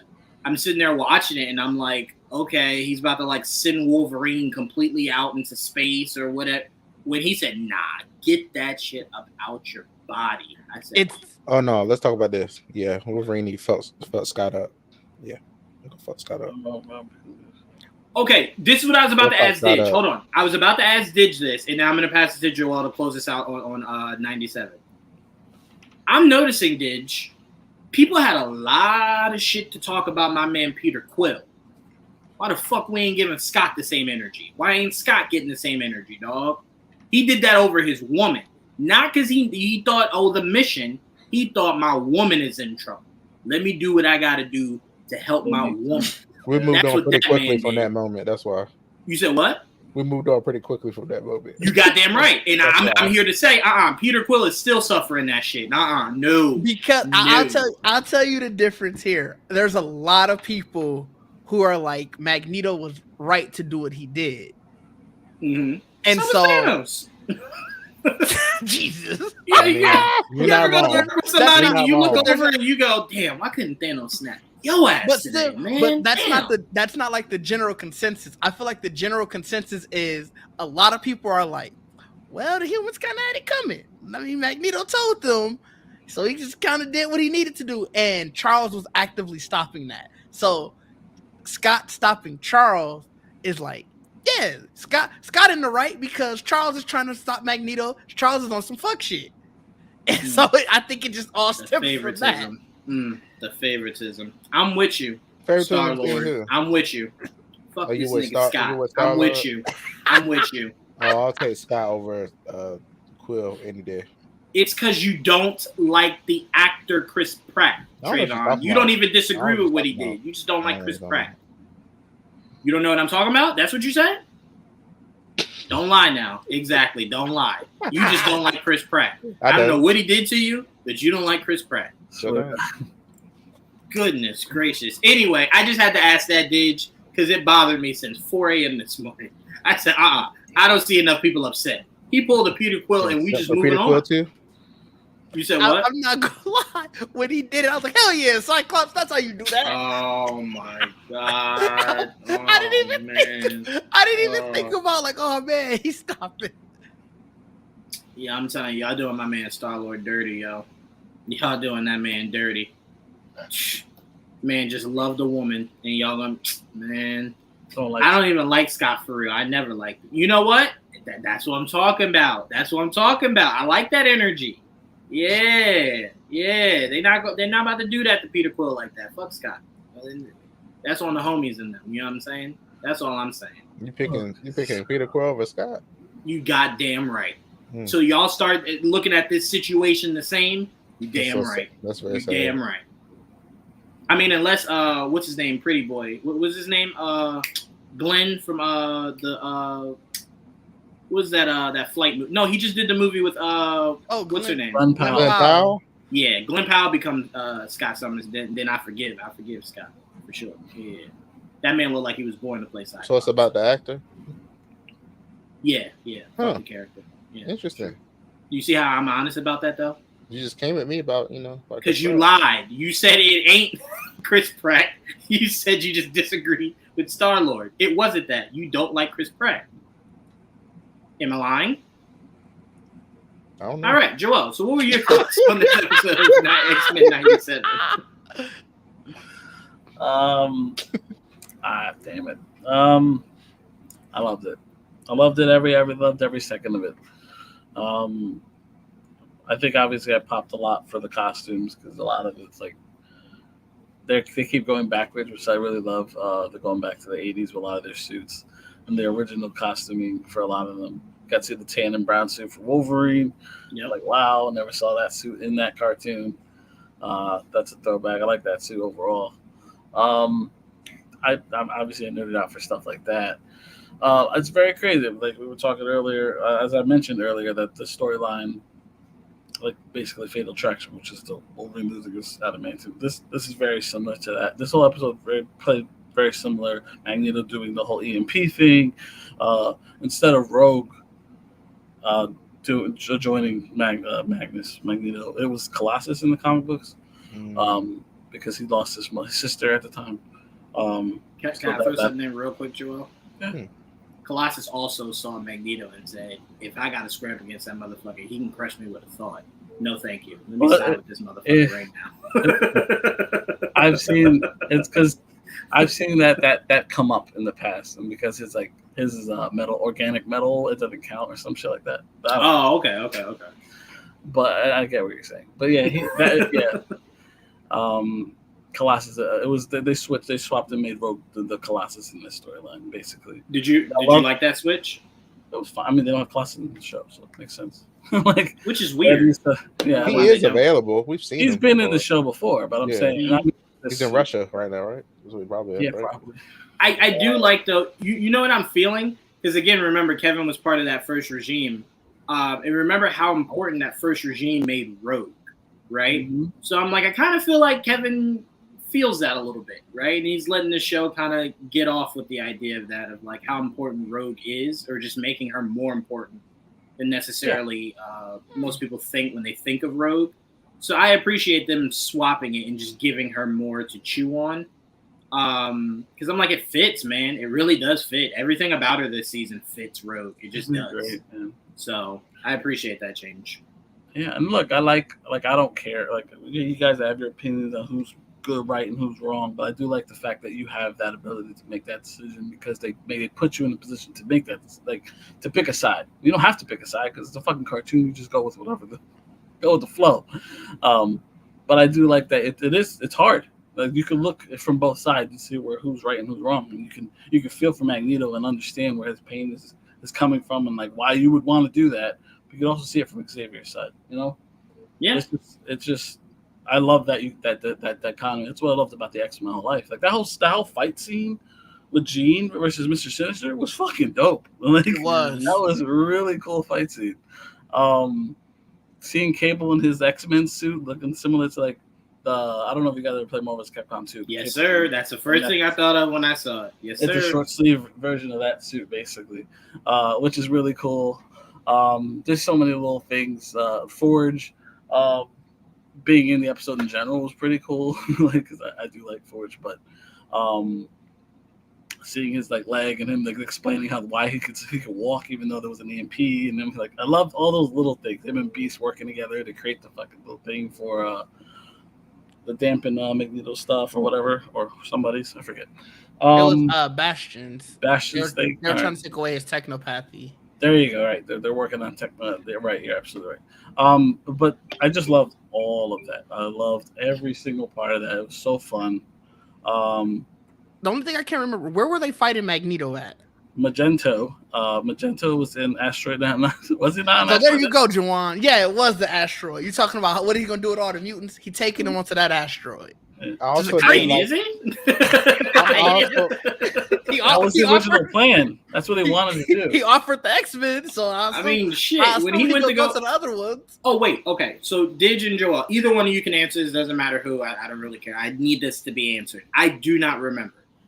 Where the fuck is Magneto's actual team? Like, where the fuck is everybody? Where's Sabretooth? Where's Mystique? Well, that's the thing. He never had the Brotherhood. It was never actually his team in that cartoon. Like they were really like what you're seeing now, Asteroid M and the Acolytes. That was his thing. He created that, and they already went through that whole bullshit where they kind of turned on him. That happened in the last couple seasons. If you watch, so it's not frustrating to you to know that he doesn't look to that because forget turning on him. But right now, you have to believe that they would side with him for the mission of taking down humans. Like, forget trusting or anything. It's we have a common goal. Yeah. That's why I was a little confused. I'm like, he's kind of going to the X-Men to recruit. I'm like, why not the Brotherhood? So I was just curious if maybe at the end of last season he went to the X-Men because that's the last group that he was. That was the last group. He was also in charge of them at one point. And I feel like he wanted to be petty to Charles. To hell yeah! To come to them to me, my X-Men, like that was. Yeah, that was dirty. That was dirty. I also need people to stop saying that. I didn't heard 3 different people say that shit. Whose X-Men is it? God damn. It's only said to be petty. It's all the time. Easily. That's all it's said for. It's not like. Well, I would be fine. I'd be fine with that if they bring Gambit back as a Horseman. We'll get there. We'll see what happens. Wolverine becomes a Horseman too, and that's how he gets his adamantium back. But we'll see. I'm curious because I always thought, DJ, that this season was going to end in time travel. So it does not look like it's going that way. I thought the X-Men were going to lose. The world is going to end, and Cable just finds a way to kind of hit a hard reset, and that's how we kind of get everyone back. certain moments start to replay themselves differently. No, I'm just saying, Joel, I'm starting to take that out of my head. So if it doesn't happen, I'm not shocked. You know what I'm saying? Because it looks like it's maybe not. You're looking for alternative options now. Right. I'm trying to not put all my eggs in that one basket, because I thought that from the moment Cable showed up, like, oh, okay, well, whoever dies, they're not going to stay dead because we're going to get kind of like a hard reset kind of thing. Yeah, and it doesn't look like we are necessarily. I can't even tell you what's going to happen. Like I kind of think this show has really made its bones on us having to sit with it, right? Yeah. So I'm like, if that is something that gets reversed, it'll be reversed by Gambit comes back as a horseman. And then at some point, he gains back control of himself, and we get regular Gambit back. We get regular Wolverine back. I think that might be the better way to go. That way, you do make your audience sit with it, right? Like, Gambit's really gone. You got to sit with that. You know what I'm saying? But go ahead, Trevor. I'm sorry. You were about to say something. I'm sorry. No, I mean, the only thing I would say is I did like that Rose said when she talked about more. She said they. They have only been here for 30 minutes. I was okay. I like that they did that. And that was during her petty. That's interesting. I love how they gave more of his fucking shoulder pads in the comics too. Like, old school when they used to call him Changeling. It was a weird time. But I loved all those old costumes. They went to Moira's place, right, for that? Yeah. That was cool. I like that. Muir Island. Yeah, Muir Island. I loved it. That was cool.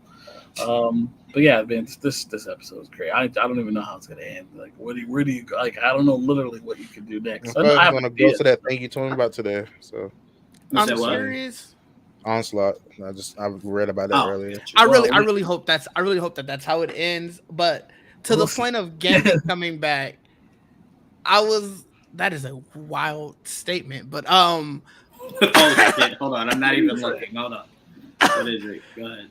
Wow. But no, with the voice actor for the voice, I know it threw me off so much. Thank you guys for tuning into an all new episode.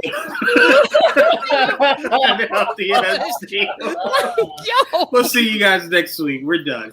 Go ahead, Ditch. But the voice actor for Cable is also the voice actor for Gambit. And I remember I think it was like right after the episode. Yeah, the original, and obviously in this one too. No. I thought he was in this one too. Not for Gambit. I thought he was, because I remember they had asked him about it. Either way, I remember they were asking him about it after Gambit had died. Yeah. And he said that they had told him that Gambit was going to die. And so they brought him in to be Cable because they had a bigger plan for that character. Mm-hmm. So I remember that being around right after Gambit had died. Like, oh, well, Gambit's clearly coming back at some point. That's why I thought he had voiced both. AJ, whatever, Trayvon knows his name. He's been voicing Gambit this season. Don't get me wrong. I love Chris Potter, and I think he does a better voice than AJ, whatever his name. But yes. No, don't leave it there. Leave it there. Okay, all right. It's fine. Oh boy. No, I mean, to me, I definitely think Gambit has to come back. It's just how you do it, right? How you do it, and it can't be this season. It needs to be something that catches us by surprise when maybe you do Apocalypse or whatever you do. But I mean, me and you, we've gone back and forth about the concept of I don't believe hero deaths should stick. I will never believe that because for me, I kind of just feel like it's the idea of you're marketing your franchises around these characters, and B, it's kind of just like you never know what you might be able to do in the future. Why rob us of something down the line for short-term gain, you know? So for me, it will always be don't keep these people dead. But I am of the mindset of making us sit with it, right? Like we know Tony Stark is coming back for Secret Wars, right? We know he's not coming back permanently, but we do know he's coming back for at least that movie, and it won't be the same Tony Stark. For me, I appreciate that because you'll get to see him interact with characters that didn't exist when RDJ was active, right?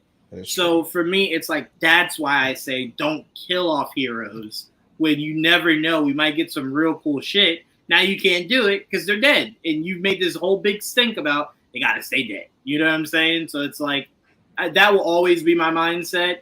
But I do get Didge, because like I said, me and you talk about this all the time. But I do get the idea of there has to be something that like you put it so well before when we were talking, but there has to be like trying to remember the word you used.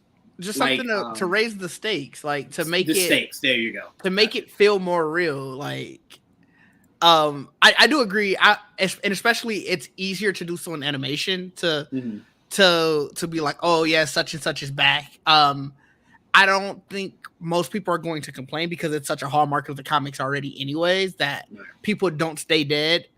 But I think, like you said, you got to make them really feel it. Like you, to your point, they probably shouldn't have him come back this season. So like the fact that it doesn't look like that's going to happen is a good thing.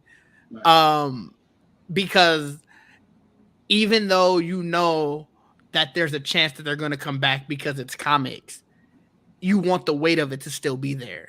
And comics do it all the time, and it works for them. So bringing it to animation and then eventually live action, you just got to play it a little bit more delicately, because with comics you can always be like, well, this is a new run, that's why they're back. With animation or TV, how do you explain that we saw Iron Man say I am Iron Man and die, but now all of a sudden he's back? There goes Tony Stark just chilling in the tower. Like, what happened? No, I mean, you're completely right. I guess because I grew up with all women, so soap operas was playing in the house a lot, right? I've seen in soap operas someone get set on fire and kicked out of a helicopter, and then they were back the next month. And I'm like, how the fuck? What the? Huh? And my mom would just go, that soap operas. I'm like, that doesn't make any sense. Like, man, my mom was telling me about a character who died 10 times. She was like, he died like once a season. Bruh, it's a character in General Hospital called Helena. She dies like every decade and comes back. And I'm like, how the Trayvon, when you talk about witchcraft, that exists in soap operas, dog. I don't know, man. They make bargains with the devil or some shit, bro. They don't stay dead. So I come from that realm. So that's why I'm like, soap operas are like $1 billion industry. And no one ever questions that. Why can't my superheroes that's in a make-believe world? You know what I'm saying? They're not trying to be realistic. Why can't they come back 900 times? But like I said, I did get your point. Trying. I don't believe that they try to be realistic either. They try to a degree, you know. Man, you ain't never seen somebody be set on fire and kicked out of a helicopter? I sat, watched the episode with my mom once. Dude, the helicopter exploded that they were in. 2 episodes later, he was in the hospital like, yeah, I'm glad I made it out. And I'm like, what? No, you didn't. You didn't make it out. I mean, they've done stuff like that before. Like, what was it? I don't know if you guys watched Smallville. Remember that time when I did. I forgot what her Chloe, yeah. When she walked in that house and it blew up as soon as she walked in the house. You remember that? That was blew it up. Very long time. And she was like, and she was and then you saw her again later. I was like, as soon as you close that door, there's no way you got out of there. Ain't no way. But yeah, stuff like that. Comics related. Like soap operas is supposed to be everyday life. Right. That is true. That's why when you see it in soap operas, you're just like, what the dog? No. Like, no way. All right, let's move on. We got a couple. Liked you, we could have kept bringing you back. Right, that is a good thing. That was probably vacation. They was probably like, all right, well, here comes Jawan's monthly or season vacation. All right, kill him. He'll be back. To me, DJ, I think I'd only be upset with how they kept killing me off. Like, dog, stop making me get shot 800 times each time I die. Like, come on, man. It's starting to feel personal. Like, relax, dog. All right, we got a couple more topics before we get out of here. So over the weekend, I finished season 1 and 2 and the movie of Jujutsu Kaisen. Oh. And I told Joel, it is probably the greatest action anime I've personally ever seen. It's now on my Mount Rushmore. I think I'm in the moment. Wait, what'd you say, Trayvon? That's these banners for me. I had to think for a second. I'm like, oh wait, does this say something crazy? No, oh wait, shit. Sorry. Like, what the hell you doing there? Like, wait a minute. I saw the ones you did, and then I came in like 5 seconds for the show started. No, so I bring this up because it's actually a funny comment. It's not about Jujutsu Kaisen, which, by the way, if you have not seen it, go see it. Jujutsu Kaisen is fucking phenomenal. JJK and Joel was is right. fired. The second season was way more insane than the first season. The first season was like liquid crack. The second season was pain. Second season was wild. The second season, I'm gonna just say this. And this might be a little bit of a spoiler, so sorry, y'all. Spoiler alert. I'm not gonna say specific things that happen, but I'll just say this: if you ever read Suicide Squad, it ain't got shit on the second season of Jujutsu Kaisen. The second season was pain. Do not have a favorite character in that show. Is all I'll tell you. Mm-hmm. Don't get it out of your head. Oh, really? You got a weak stomach, but watch it. Oh yeah, that too. But no, so I bring this up to say this. Trayvon, I don't know how big you are into these anime. Like I tried watching Jujutsu Kaisen. Yeah. It didn't work for. It's all magic and shit. Like I don't understand. You're very picky with your magic. I swear to God. Like, you get real bougie with magic. It is a little weird. It's all death magic. You get used to it. It is. Wouldn't that be the kind of magic you'd want? I mean, have some fun with it. They be having fun. No, I tell you, Jujutsu Kaisen DJ, I respect you, but I love it. I personally love it, and Gojo is on my Mount Rushmore. He's right next to Vegeta.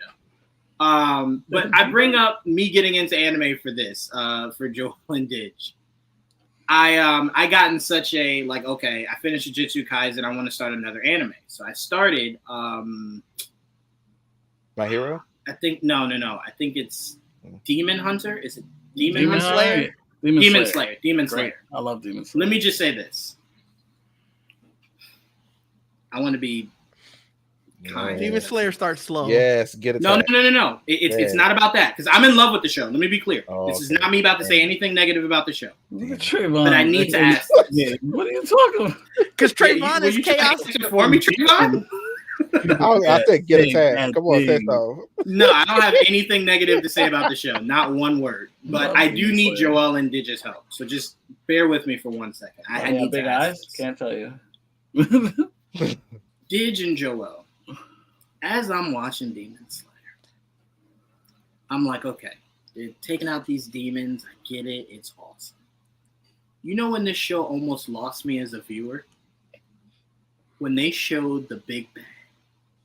Nigga, is that Michael Jackson? I knew that's where you were going with it. Nigga, is they fighting Michael Jackson? Oh man, look, man, this nigga hit the Smooth Criminal every time they keep panning to this nigga. I said, what am I watching? Oh man, I knew that's where you were going. Why these niggas hunting Michael Jackson down? Look, man, Michael Jackson a bad man in that. I mean, god damn, Michael Jackson bitch. a I'm bad sitting there man. watching it like, nigga, is everybody seeing what I'm seeing? We haven't really fought him yet, so. No. And the crazy thing is, I'm not even in season 2 yet. I'm finishing up season 1, but it blew my mind. I had to stop watching it for like a couple hours. In season 1, did they show him in the city? Yes, where he slashes dude's neck in the streets. Yeah. Bro, when I tell you, I almost said, nah, I can't watch this, bro. I'm not about to watch these dudes beat up. You're not gonna watch. This is crazy. This is so crazy. Bro, because he's dressed just like that music video. So I'm like, yo. He does. He looks Michael like Jackson, the villain? That's the joke, honestly. A lot of people say that. Okay, I wasn't sure. So I wanted some context because I swear it was throwing me off. I'm like, what am I looking at right now?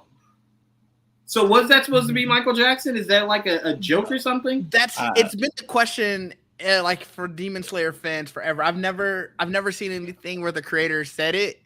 That they explicitly did it to be like Michael Jackson, but honestly, at this point, I think it has to be. It has to be, bro. It has to be. I ain't even see him fight yet, but I know he got to be. That comment is funny. That comment is funny. That's funny. I like that. All right, that one was short and sweet. I just had to ask that and let you guys know that I found my new anime. It's a good anime. And, it is. I'm diving into it, but goddamn, as soon as I saw Michael Jackson, I said, no. I'm watching a parody. What is this shit? Like, dog, what? Michael Jackson? insane. All right, let's move on.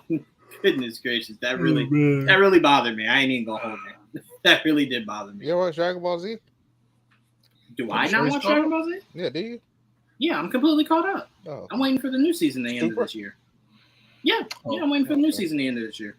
I've seen every Dragon Ball Z, including the one Joel keeps trying to make people forget happened. GT. It doesn't exist. I don't know what you're talking about. It does exist. I don't know what to tell you, though. It exists. I've seen it. Stop trying to make me think I didn't see it. That's the one we do the fusion, right?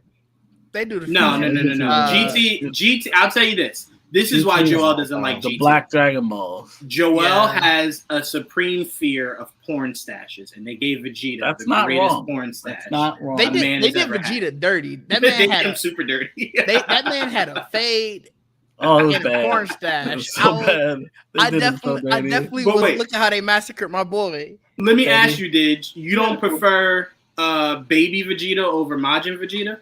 Yeah, baby. No, because Vegeta still had a fade. I love me baby cool. Vegeta. Trayvon, why do you ask? Man. Are you not caught up with Dragon Ball? No, I consider that anime. That's what I was like. You say it is anime. Wait, hold on. You coming for Demon Slayer? You say you're into anime now. I was like, well, have you never seen?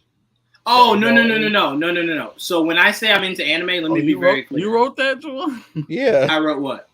Juwan is into anime. Oh, yes. That's why I made fun of you. That's why I said I thought Trayvon wrote. I get what you're saying. Let me explain why I wrote it like that. The reason I wrote it like that is, to me, I don't consider being a big fan of anime only watching the Mount Rushmore of animes. The animes everybody's seen. Oh. To me, I think you have to expand. It's like saying you're a comic book fan, and then you go, "What comics have you read?" And they only name you like the hits, and it's like you haven't read anything else besides. And again, I'm not sitting here trying to gatekeep it all, but I'm saying I can't just be watching the same 5 anime. You know what I'm saying? I gotta expand. So that's what I mean. Bleach? Say it again. Did you catch up on Bleach? No, and I forgot. So I'm that's okay. I'm putting that back in there. I can't sleep on Bleach. I love me some Ichigo. I love sleep on Bleach. That's okay. I watched Dragon Ball and I've seen the One Piece show. I'm an anime fan. No, and you are. That's not me saying that you have to watch all anime to be an anime fan. Don't look at me like that, Joel. I'm saying for me personally, I want to be in the conversations that Didge, Mike, all these guys be having, and it's more anime than just the ones everybody is. You need to watch crazy. You need to watch some sports anime. That'll never happen. Oh, Food Wars. Bro, they're so want to watch the sports I'm looking at right now. Food Wars is wild. Food Wars is wild. Food Wars is definitely wild. Food Wars, you did tell me about, Didge. I will put Food Wars on the list to check out. Please you should definitely check it. Yeah, please let me know. But I'm glad you said that, Trayvon. That is what I meant by Juwan's into anime now, because for years I settled on the idea of I knew Naruto, right? When they were kids. I never watched anything else. I knew all of Dragon Ball Z. I knew Bleach. Like I knew the ones that literally everyone who barely knows anime knows. You never watched Naruto Shippuden? No. I got like halfway through it. I didn't finish it, so I don't like to bring it up because people are like, "Well, how far are you?" I don't know where I left off. You can catch up with Jamie. She's still. I was gonna say, yeah, you guys could talk about it. Shippuden. Yeah, she needs to catch up too. So for me, that's what I mean by I'm getting into anime now. Like I'm really diving into more of anime than the 5 greatest anime in most people's opinion. Gotcha. That everybody knows. So I'm just diving into more, and I'm loving Demon Slayer. Mainstream anime, right? Then the mainstream anime, right? DJV got it right. Sports anime is that shit. Haikyuu is fired. Haikyuu is fired. Right. Well, I got some anime to definitely work into the rotation. Right now, it's between Bleach and Demon Slayer. Once I'm done with those 2, then I have 2 more. But that's where you could drop Bleach. I'm not dropping Bleach. God damn it, see it. I can't not. I got enough of that shit with Mike, it. bro. I don't need your shit. I can't dislike something I haven't seen. I will not do that. I need to at least see it. So let me see. It's crazy. All right. Did you seen Fall Guy, right? I have not. That came out over the weekend, and I was not in time. Oh, that's right. All right, so we're gonna end on that. Okay. And we'll let you go before we what is it? get to that. Fall Guy. Oh. Have you seen Tales of the Empire? Yeah, no, that also just came out this week. No, but I watched that. Okay, gotcha. Okay, all right. Let me just say this: Dave Filoni. But yeah, but you told me you didn't. You're very confusing, Trevor. I don't care. I literally had this conversation. He was like, "It don't matter to me," and I'm like, "Okay, let's talk about it." I'm here to cause chaos. You are. It's working. All right, so let me just say this: Dave Filoni, you're an evil man. And let me just say, I do believe you listen to anytime I talk Star Wars, because I've been saying for years, maybe we might get a certain character in this Ahsoka series, right? We all thought maybe that character was the Inquisitor that we saw in the Ahsoka series. Turns out it was just wind. I don't even know really how to magic process that. Like, this is the weirdest fucking thing.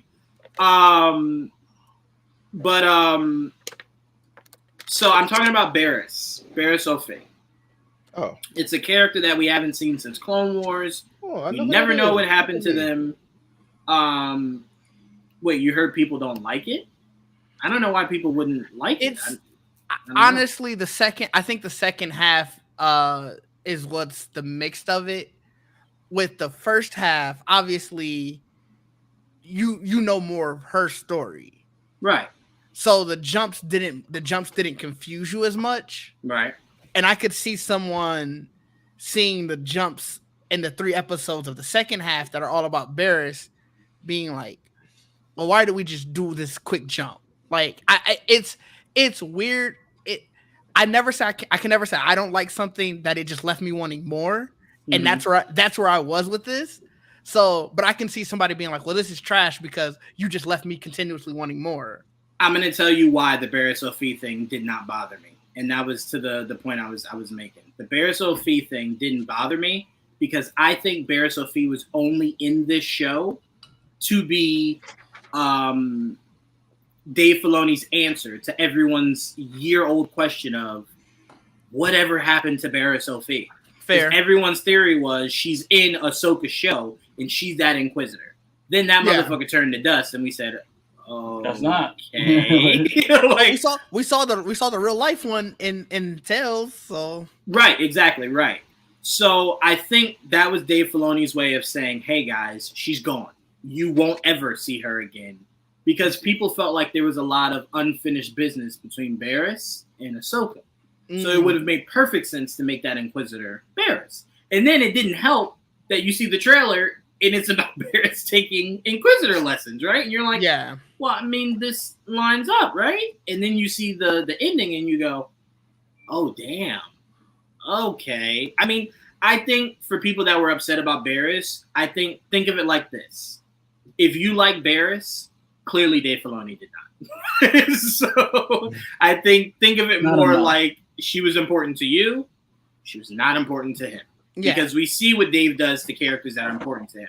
He brought Darth Maul back from the dead, it felt like 6 times, right? Wouldn't let that man rest in hell for a second. Every time Darth Maul arrived at the gates of hell, Filoni said, nope, come back, right? We saw what he just did with Asajj Ventress. We know the original plans was she was to die.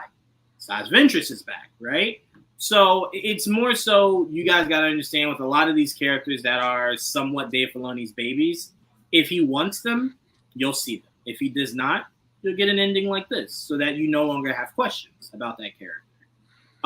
So I wouldn't say, would you say Trevor?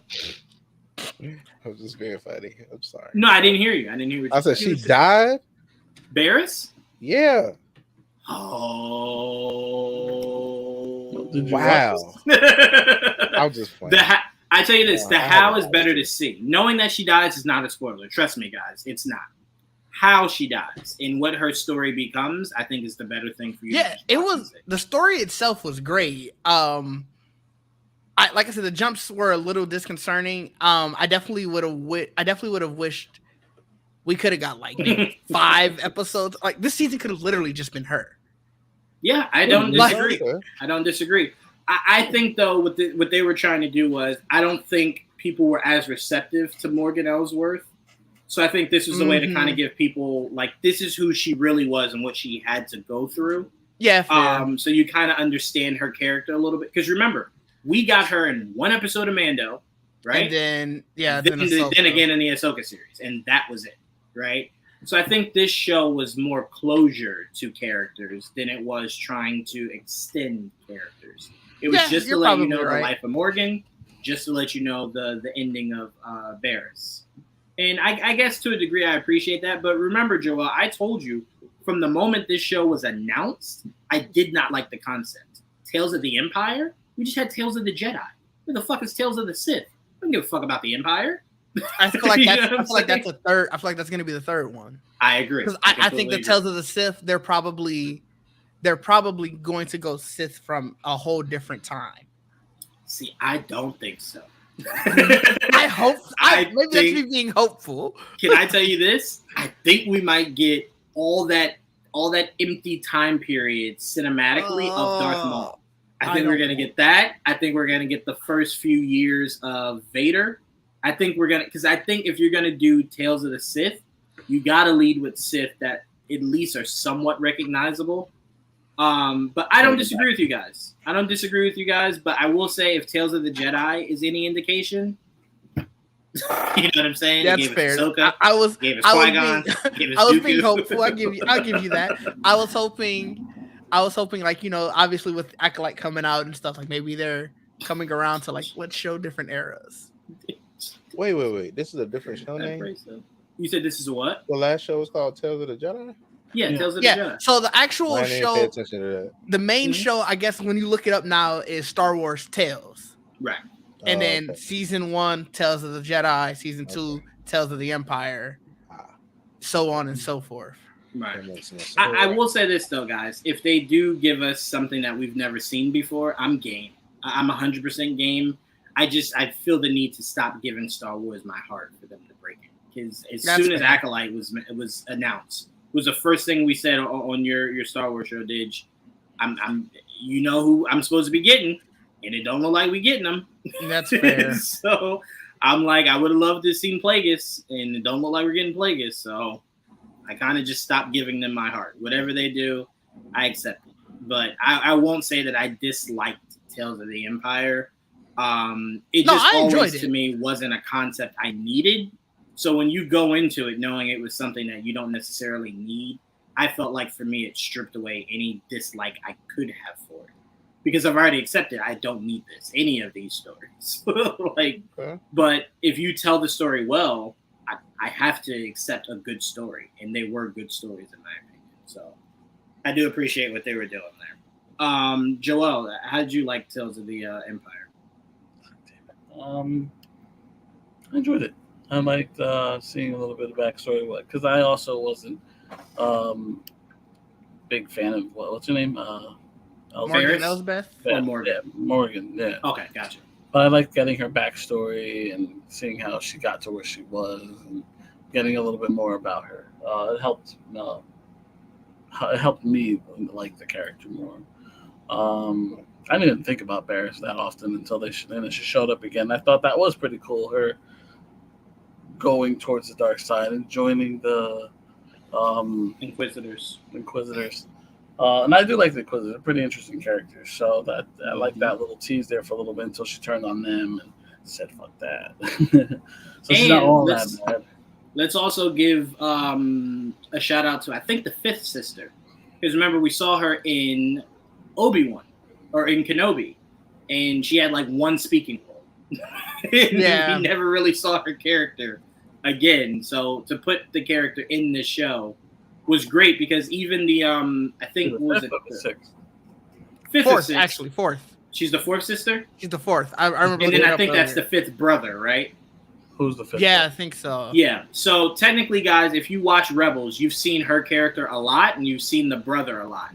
Problem is, a lot of people that didn't watch Rebels saw Kenobi, and Kenobi very much didn't give a fuck about those two. No.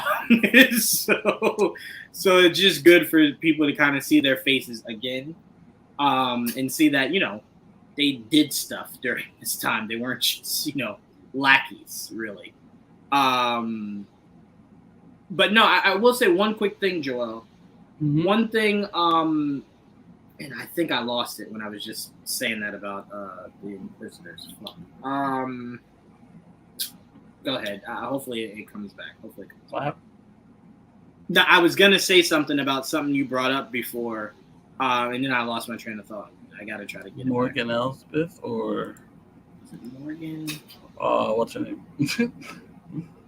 Barris. It was something along the lines of those two, and I don't remember what it was. It was a good point, and I fucking forgot it. So it's all right. Go ahead. No, I mean I enjoyed them both. It sucks that they're so short. I breezed right through it. Wait, right? I remember now. Because I thought this for Trayvon, but Trayvon didn't even watch it. So I'm like, I gave him all this mind power, and the man didn't even watch it. I was saying, Trayvon, they missed a golden opportunity. To what? They introduced Morgan Elsbeth in this show by showing her she lived, obviously, she was part of Dathomir, right? Mm-hmm. You know what this would have been a perfect time to do? Bring in the character from the show?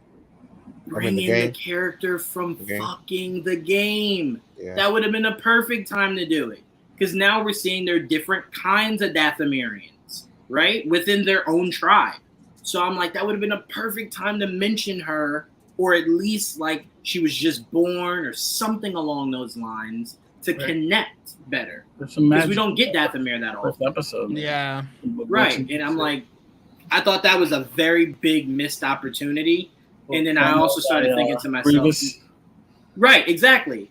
And then, what I started saying to myself? Maybe Filoni is not as connected with the rest of Star Wars as he is with just what he's working on Star Wars wise. So it seems like as a whole, Star Wars isn't interested in fully world building. It's just whatever Dave wants to do, that's what we're doing in that moment. But I thought that was a very huge missed opportunity to not combine those universes, so that if we see Cal Kestis in the movie down the line, it makes sense because you're starting to connect the dots now. So I thought about you, Trayvon, and I'm like, bro, we're getting Dathomir, but no mention of one of the biggest characters you got going on right now in Star Wars. I thought that was a missed opportunity. What's your name? Marin. Thank you. I will say that's kind of disappointing too if he's not as connected, because didn't he just get like head of Star Wars?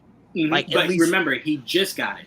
We don't know when this was well, that's done. true. That we don't know when this was all right. We don't know when they wrote all this. And, that's fair. How interested was he in quickly editing it to put in that one specific character that they weren't gonna, elaborate on more? That could have been that. But I'm just saying, it's disappointing because it's like moments. There's moments in time that when you miss it, it's hard to kind of rewrite that. Yeah. You know what I'm saying? But who knows? Maybe they don't have any interest in mixing the game with the actual universe. They might not. We don't know. It would be very sucky if that were the case, but maybe that's why it wasn't. But I'm like, bro, very rarely do we get Dathomir. We got Dathomir, and you won't dive into Dathomir? Mm-hmm. I mean, shit, the Ahsoka show ends with Thrawn landing on Dathomir.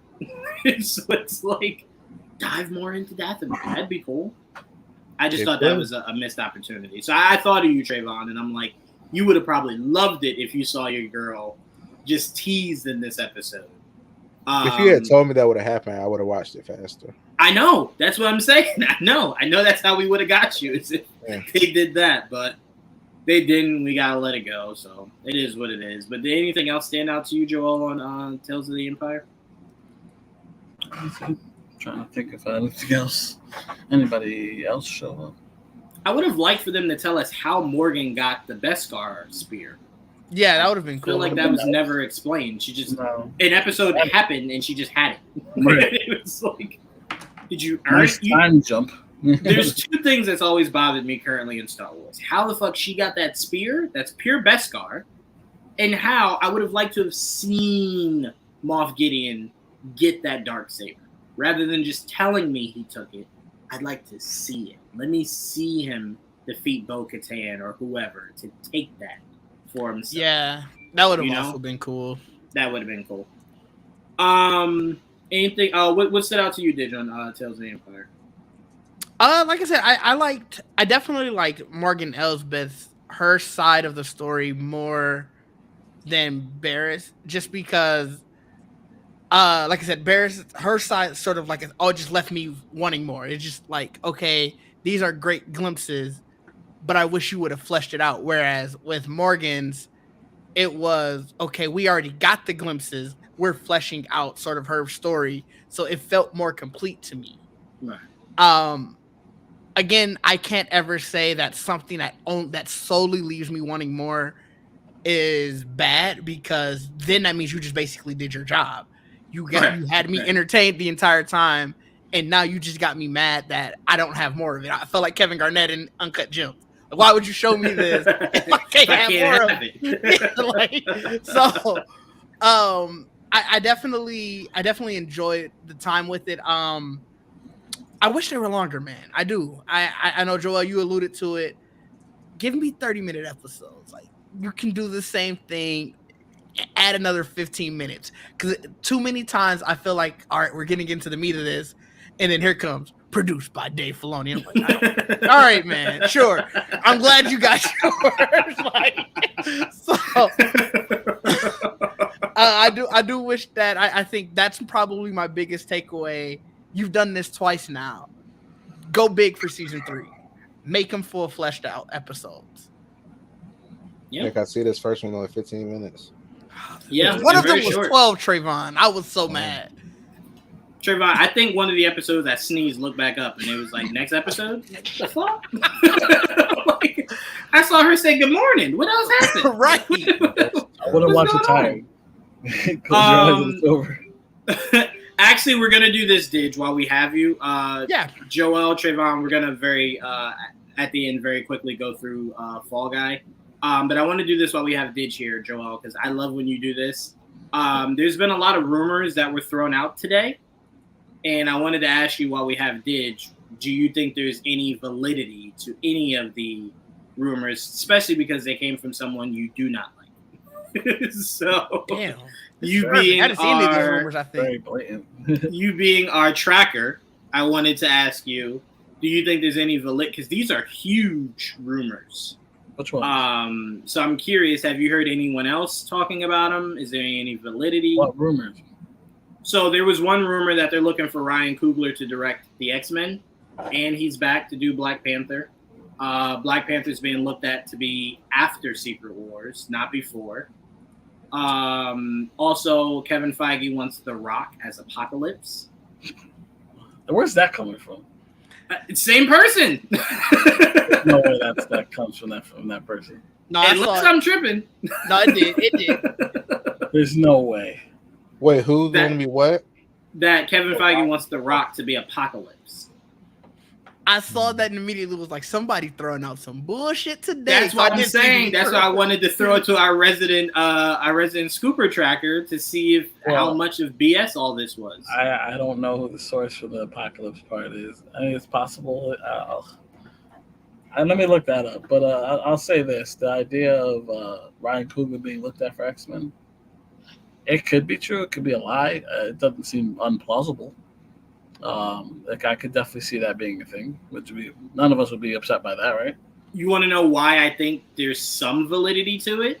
What? Remember how happy Ryan Coogler got talking about Storm when he said he wanted to have Storm in Black Panther to give us the actual relationship of Black Panther and Storm? He had a lot of excitement in his voice. So I'm like, he wants to do Storm. And I kind of feel like Kevin would tell him, kind of breaking even would be, well, just do the X-Men. Because obviously I can't let you do T'Challa and Storm. T'Challa's 10. So I can't really let you do that. He could do a Storm movie. Good. I don't know. I don't know how I feel about any of the X-Men getting solo projects not named Wolverine. I don't know. I guess we gotta let Wolverine be in the back. I don't think that. I think Wolverine needs to be in the back as far as X-Men. Like when you do the team ups, I think don't make him your leading guy. Let Scott, breathe a little bit. But I'll always want Wolverine movies. I mean, shit, Wolverine for me is like Batman for Marvel. Like you tell me I'm getting 6 Wolverine movies over the course of a decade, I'm a happy guy. So I don't know if I agree with that. But a Storm movie, I mean, it'd be ambitious. It would be. I'm not saying no to it. I'm just saying, if you give Storm a movie, how do you tell a fan of Jean Grey that they can't have a Jean Grey movie? More people flying. Wolverine, he on the ground. Jean Grey flies too. How do you tell somebody they can't get Jean Grey? Would have had enough of Jean Grey. This is Storm. How do you've had just as much Jean Grey as you've had Storm? No, I feel like we had a lot more Jean than Storm. How? All the movies I've seen, I feel like you get a lot more Jean than you do. Oh, you mean more? Yes, yeah, yes. But think about it. They casted Halle Berry for Storm. And Halle Berry, you could say, had as you said what? I said they did Dark Phoenix twice. Right, that is true. You're not wrong there, Trayvon. But I also don't think they've done Jean Grey correct. So 3 times if you count the animated show. You don't. But they've done her twice. And you could argue they've not done well by her twice. So I think she deserves as much as a redemption as Storm deserves a promotion. I'm just saying kind of. Go ahead, I'm sorry. No, I'm saying I don't believe the apocalypse thing. I give that to you, brother. That's why I was asking. I would love it. I would love that. That seems so out of. The Rock is Apocalypse. That'd be crazy. You wouldn't really have to do any CGI. How many times has this man played an Egyptian already? Hey, it'll work. Come on, it'll look good. The Rock can't play a villain. Yes, he can. What? I'm sorry. He no, exactly. First, he'd have to play a bad guy. He can't play a villain. There's got to be gravitas, which is wild because The Rock is such a heel in wrestling. I don't understand what it. You mean? I know. Also, he can't play a bad guy because he has in his contract he can't lose. How the fuck are you gonna be a bad guy that can't lose? How the fuck the movie ended? But no, yeah, the Rock doesn't. Even in Black Adam, when he was supposedly the villain, that man was not trying to be the villain in that. He was an anti-hero. Yeah, that's what I'm saying. Like, he can't play a villain. Like, and you can't make Apocalypse an anti-hero. Right. And again, I don't understand it because The Rock is crazy. He's gonna do Black Adam, but with Apocalypse, he's gonna use the same slave angle. It's a shame how people treat The Rock. Wow. No, we don't have an issue with The Rock. We just believe The Rock puts too much power on the roles that he has that it changes the character. And it's like, bruh, there's no reason that you put so much ego in Black Adam that you couldn't give us Black Adam versus Shazam.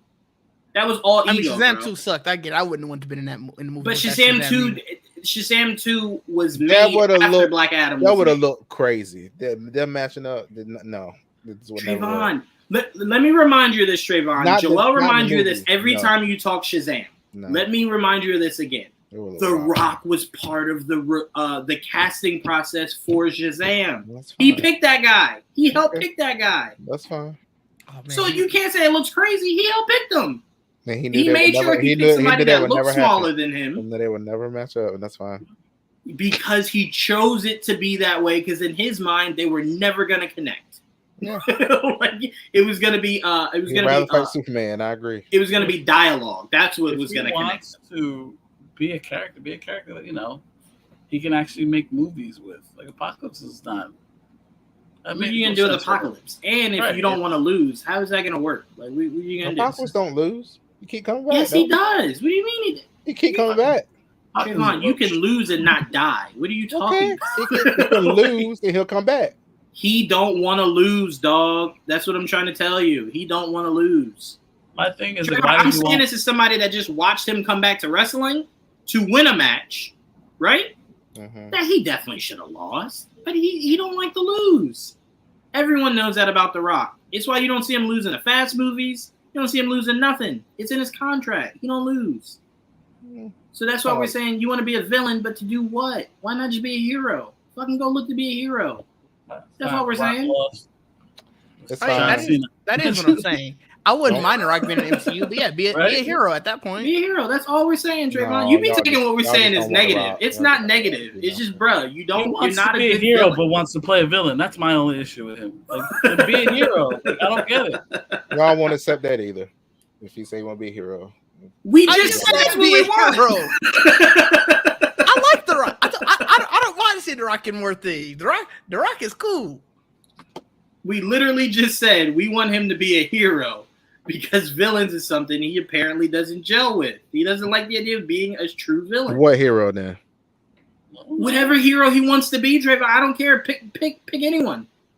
I'm just saying you can't keep turning villains into anti-heroes. That's all I'm saying. Remember that rumor, the Namor rumor? Yes, I do. That would have been a big ass Namor. That would have been crazy.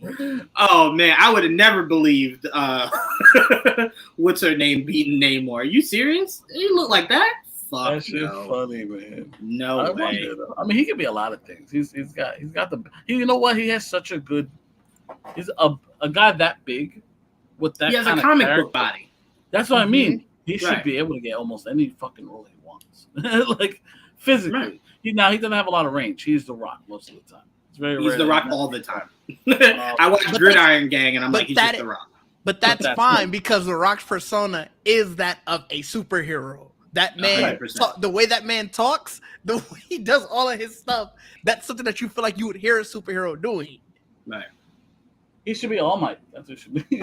That would be great. Funny. That'd be so funny. It's so funny because Trayvon, when he came back and did the whole final boss thing for wrestling, it fit him so perfectly. He's so good at playing the bad guy, but that's what I don't get.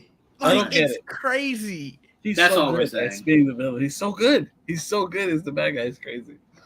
That's all we're saying, Trayvon. There's nothing negative being said about The Rock here. Nothing. Absolutely nothing. We want him in DC I want or something Marvel. Better than Apocalypse. I think Apocalypse is a good character, but he could do better than Apocalypse. They should want better for him.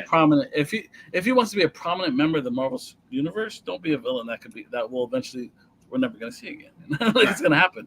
We're gonna see him. Well, shit. Maybe he'll be an endgame villain. Who knows? But look at how Kevin Feige treats his villains. They're one and done. They're one and done for the most part. So why put your name on something that's one and done when you could be a hero that might be around? And let's say the next saga is mutants. I could see Apocalypse as the main villain of that saga. I could. Mm-hmm. But I'm not saying they will, because obviously, apparently, Galactus is not good enough to be an endgame villain. Galactus needs to be a Fantastic Four villain only. So that's great. I can see Apocalypse. I put up there with guys like Thanos. And I didn't put Kang up there, but I guess they had Kang up there at one point. But whatever. Yeah. So Trayvon, I think we're all saying the same thing. We want what's best for The Rock. We just don't need The Rock forcing his way through characters that aren't they can't sustain. Well, apparently, based on the rumor, it says that Kevin Feige wants him in Apocalypse, which means he had a conversation. If this is true, it means they both had a conversation. It's not just Kevin; they both had this conversation because The Rock's been tied to Marvel for too long for me to believe that this wasn't a joint conversation. It's true. It's kind of like what the fuck. Oh, also, that same news source is reporting James Wan is one of the directors Marvel and Sony is looking at to direct Spider-Man 4. James Wan? James Wan. Mm-hmm. Interesting. Yep, that's from them. I won't say the name, respect for you. You're my guy. No, you can say it. I mean, you got to source it where it's coming from. Okay, My Time to Shine. Hello. That's fine. Is saying that James Wan is one of the directors Marvel Studios and Sony is looking at. I'll say this. This only makes sense to me if they're not doing the friendly neighborhood Spider-Man. If they're doing more of a multiversal, crazy-looking, Venom might be in it kind of Spider-Man, James Wan makes all the sense in the world. But if you're talking about just Spider-Man fighting Kingpin and Scorpion, James Wan seems like overkill. Am I wrong to feel that? Like his style just feels like overkill for a movie. My question is, if you're going to bring in James Wan, do you plan on having a sequel? Because I know James Wan is picky with his sequels, and if he doesn't want to, if he's one of those guys that just wants to be a one and done, then fine. But if you plan on having this director be your director for the next, not just this movie, but the next other movies. Mm-hmm. I'd rather pick someone that's all right, you're gonna see this through. Just like what was his name? The last director. I can't remember his name. The last director for Spider-Man? John Watts. John Watts. Yeah, exactly. Mm-hmm. So he was there all three. If they got a new director, that's fine. Just who? And is it going to be for all three, or is it just going to be for one and done part 4? That's my question. Also, My Time to Shine Hello is saying Marvel Studios has had discussions with Janelle Monáe about a huge Marvel role. It's rumored she'll portray Storm in the MCU. That's so specific. So soon. Again, I want no beef, Joel. You said to source it. I'm sourcing it. No, I'm not. I'm just saying the idea, like, this just seems so far-fetched to me. Some of these sound plausible. Some of them don't. That's all. Also, My Time to Shine Hello is reporting Spider-Man 4 will feature Black Cat along Tom Holland's Spider-Man. I've heard that. It just sounds like things that are just plausible, easily. Right? Yeah. But that's not disagreements here. Janelle Monáe is not one of the more popular fan cast for Storm, is she not? Yeah. And I will say this, guys: if you are following My Time to Shine Hello, definitely. I hate saying this like live or whatever, but maybe mute them because they just reported something that's a spoiler, and I'm obviously not going to say it here, but that's a spoiler from Deadpool and the Wolverine, if it is indeed true. And it's kind of something that you gripe with them. Aren't they the one that said something and then replied to it? Yeah. Liefeld. Yes, Rob Liefeld. Which basically gave them more credibility. 100%. God. Yes. But it's not just Rob Liefeld. Also, when you watch things like, you know how Trayvon, how big, Joel, what's the show? With the guy that's friends with Kamala Khan in like real life. He had her on the show. New Rockstars. New Rockstars always sources them. Yeah. So I'm like, when you get big names like that sourcing them, it gives them credibility. So they have the credibility now. When they're right, they're right. I don't mind giving credit to people that are right. And then they've been right. Here and there. She, I don't know. Androgynous. That's why I say that I don't know if they're he or she. I can't tell. They're not very specific. So, I'm very much one of those people where, like, if you're right, you're right. You're wrong, you're wrong. They've been right a lot, but they've also missed a couple times. So it's like one of those things where just take everything, take everything with a grain of salt. I was just about to say, trust the source, you know. I will give them a little bit of bail. That's any scooper that's ever scooped in our business. Sometimes you're right, sometimes you're wrong. You know, it even just the happens. best, even the best. No one's 100%. Right, because it all depends on where you get your information from. Because it's never direct from the source, right? It's from someone of someone of someone of someone. And since that person doesn't write a fucking script or produce or direct, things could change, and they weren't privy to that change. So it was right on Tuesday, but now it's Thursday, and that's not happening. So for me, it's very much the idea of, no scooper's ever going to be 100%, and we've seen some great scoopers that have been wrong. So it is what it is. But I just wanted to ask you, Joel, they were throwing out a lot. So that is a lot. I just wanted to start throwing out stuff like that, and you're gonna miss if you're gonna keep throwing shit out eventually. I mean, look, but here's the thing.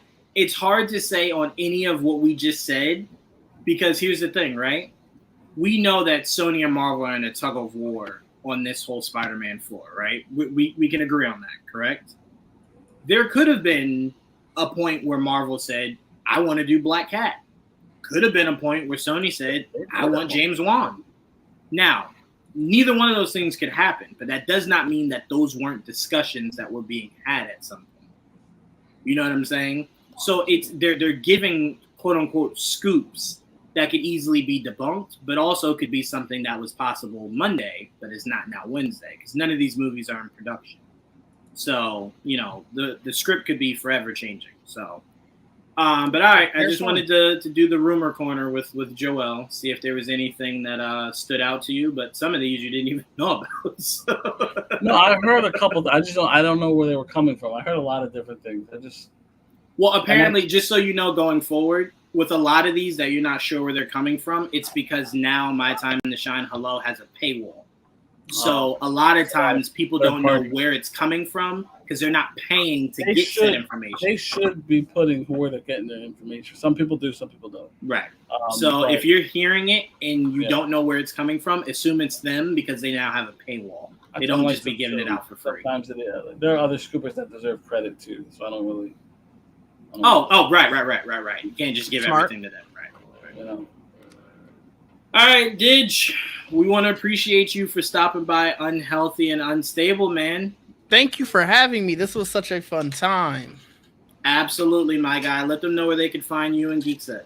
You can find me at Dig_D. It is my name on here currently. You can find the Geek Set Podcast at Geek Set Podcast on all platforms for both of those.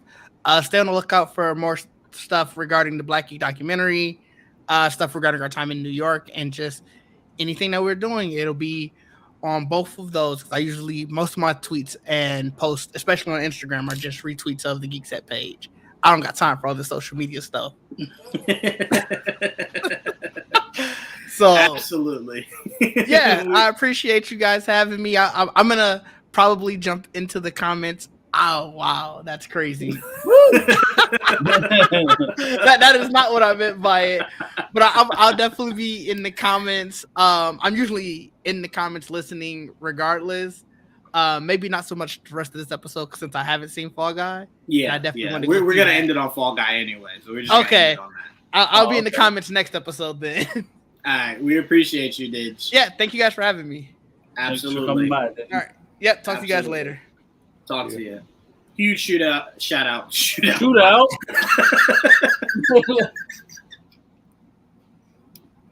We got to get out of here. Huge shout out to Dig and Geek Set and everything that they're building over there, man. It's truly something to be proud of, and we're definitely proud of those guys. We're going to end this on Fall Guy, our spoiler review. I really love this movie. It does not look like it's tracking well financially. That really made me a little nervous, especially because they did report that they're locked and loaded for a sequel. Not that I necessarily need one, but I enjoyed this world so much. I really, really, really did. I kind of want, if they do a second movie, make that shit cameo heavy. Right? Like, go all out, have fun with it. I really truly enjoyed this movie. I thought, why am I forgetting her name? Emily Blunt. Ryan Gosling and Emily Blunt. Emily Blunt. I'm thinking Emily Blunt. She was great. They had great chemistry. I loved everything about their chemistry. Ryan Gosling's great. Ryan Gosling is great. That guy is good. That guy is just good. Joel's like, put him in a superhero movie. That's how good he is. You know what's funny? Real quick. Yeah, go ahead. He was young Hercules. I don't know if you remember that, but back. You said he voiced him. No, he was him. No, there was a show called Young Hercules. Okay. I'm sorry. Go ahead. Like a live action show? Yes, it was live action. And he was there was a Hercules TV show, right? You remember? No, I don't. Yes. Okay, Trayvon. Yes. Okay. Back in the day, there were flashbacks, and there would be an actor that would play a younger version of him sometimes. Okay. Here's the thing: they did a spin-off show, and they didn't use that actor; they used this guy. So and it's funny because he looks nothing like Kevin Sorbo. He's blonde, like really blonde, and Hercules had brown hair. It was really funny. Point is, I've known this guy obviously a very long time. He played that character. I'm like, holy shit, that's the same guy. He's obviously come a long way since then. And I hated the fact that they chose him over the other guy because he looked nothing like the guy he was supposed to be. So I kind of had a gripe with him, even though I liked him as an actor. I just I always sat wrong with him. I'm like, why would they pick this dude over the guy that looked like when I was a kid, it bothered me. All these years later, he's become like my favorite actor in Hollywood. It's crazy. It's insane. You know what really made me really appreciate his acting more than anything? What? Crazy Stupid Love. Yes, him and Steve Carell and Emma Stone. Because my cousin saw it and he didn't like it. And he's like, let's not. I'm like, really? And for some reason I put it on. And I'm like, this movie is really good. Yes, it is. Like, why would you say that? Like, I'm like that. That's one of the first times I'm like, I gotta stop listening to other people's opinions. This movie was so good, and he was amazing in that movie. Yes, he was. And it's like he's just been great ever since. And it's just, so at this point, we'll almost watch anything that he does. For me, it was Drive. Drive is when I went. Great That's the guy. This is the guy. This is the next guy. I love Drive. I really did love this movie. I thought they did a phenomenal job with this movie. And I hope more people go and see it this weekend. I need it to make more money than what it's making right now. It's stressing me. It really is. that you guys wouldn't have supported Godzilla and King Kong, but won't support Fall Guy. That shit is just crazy to me. Well, built-in IPs. It's a little different, but I get it. Yeah. No, what I'm saying is that I would have thought that the sequel wouldn't have been supported as much as the first one was. Right. And when they showed out for this sequel, I'm like, okay, people's taste in movies are really good. Like, all right, we're doing something. And I hear Fall Guy's not really making that much money, and I'm like, guys, what are we doing? Like, now I will say this: I do believe Fall Guy. You said what, Trayvon? This is why they make sequels and remakes instead of exactly. Stuff. This is what I'm about to kiss you. This is exactly what I'm talking about. People ask for new kinds of movies. Shut up, Joel. People ask for new kinds of movies. You get new kinds of movies, and you don't support them. So it's like, well, then why are we making new kinds of movies? We'll just make 900 Batman movies, guys. It's okay. It's fine, right? Yeah. So that does piss me off a little bit. But Trayvon, what were your thoughts, man? How'd you like Fall Guy? Oh, I love this movie. Their chemistry on screen was so fun and so like it was almost like I was like, wow, like I was like, did y'all go together real life? Like it just to me, when your chemistry that good, I start questioning y'all. I'm like, what y'all doing with this camera off? Y'all like too, like it was too. For me, it was like this is really like y'all were really good. Like I believed it. That was for me. Like, sometimes you be like, oh, that's cute, but no, I believed. Right. I was like, this is amazing. Like, I'm be honest with you, their chemistry was so good. If I'm Eva Mendes and John Krasinski, I'm having a conversation with them, like, hey, y'all. I was like,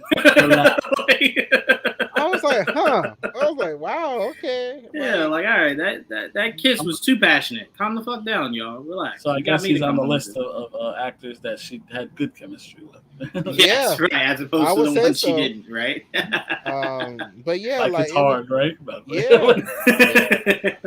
Yeah, it was very. I really enjoyed it. Like, it was so much fun. Like the way they did the stunts, the way they showed I like to see stuff where they show you like the behind the scenes of how this stuff is done.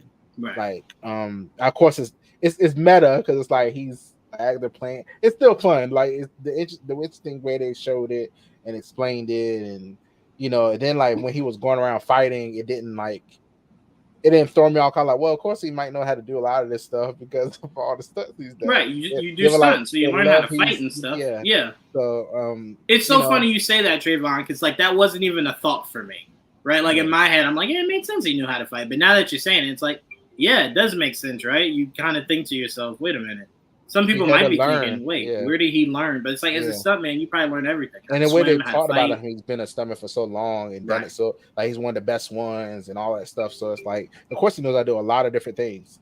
Right. But yeah, it was just a really fun, energetic. Like, I thought the story was very well done, and it had me questioning. I was like, hold on, what's happening here? What's happening to him? Like.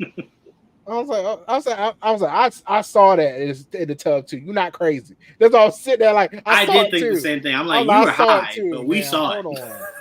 Like, I was like, hold on now. I saw it now. Come on. Like, but it was just very like it was very good. Very I've never seen like what's his name? Aaron Taylor. Aaron, yeah. I never thought he played a douche very well. He was a very good douche. Yeah. Yeah, I was like, yeah, I hate you. Right now. You did a good job. I hate you right now. You know what movie gave me the idea that he could play a character like that? What? Bullet Train. He was an arrogant asshole in Bullet Train. Yeah. Right? Yeah, so it was like it's not a stretch to see him going into a role like this. I'm like, the man can do anything. He's shown it. He can do anything. There's nothing Aaron can't do. That's why at this point it's like, just make him James Bond. Let's just get it over with. Let's just wrap our heads around it and let's move forward, right? Because to me, people can't hate Aaron being James Bond more than they originally hated Daniel Craig being James Bond. Let's see him pull off Craven. If he pull off Craven, give him whatever he wants. No. No, because I'm not putting however good or bad that movie is solely on Aaron. No, thank you. No, that's the last I want him as. Because here's the thing, Trayvon. Tom Hardy is one of our best actors. Yeah. Tom Hardy struggles to make those Venom movies good, and it's not because of him. I think he's fun. No, listen, it's nothing Tom Hardy's doing. They're just not good movies. Like you can only act but so good in a movie that's just bad. He makes them tolerable. That's what I'm saying. That's what I'm saying. There's only but so much he could do. That's all I'm saying. It's nothing. It's not his fault. Aaron Taylor Johnson, right? That's his full name. Yeah. Because are you thinking Eckhart? Aaron Eckhart.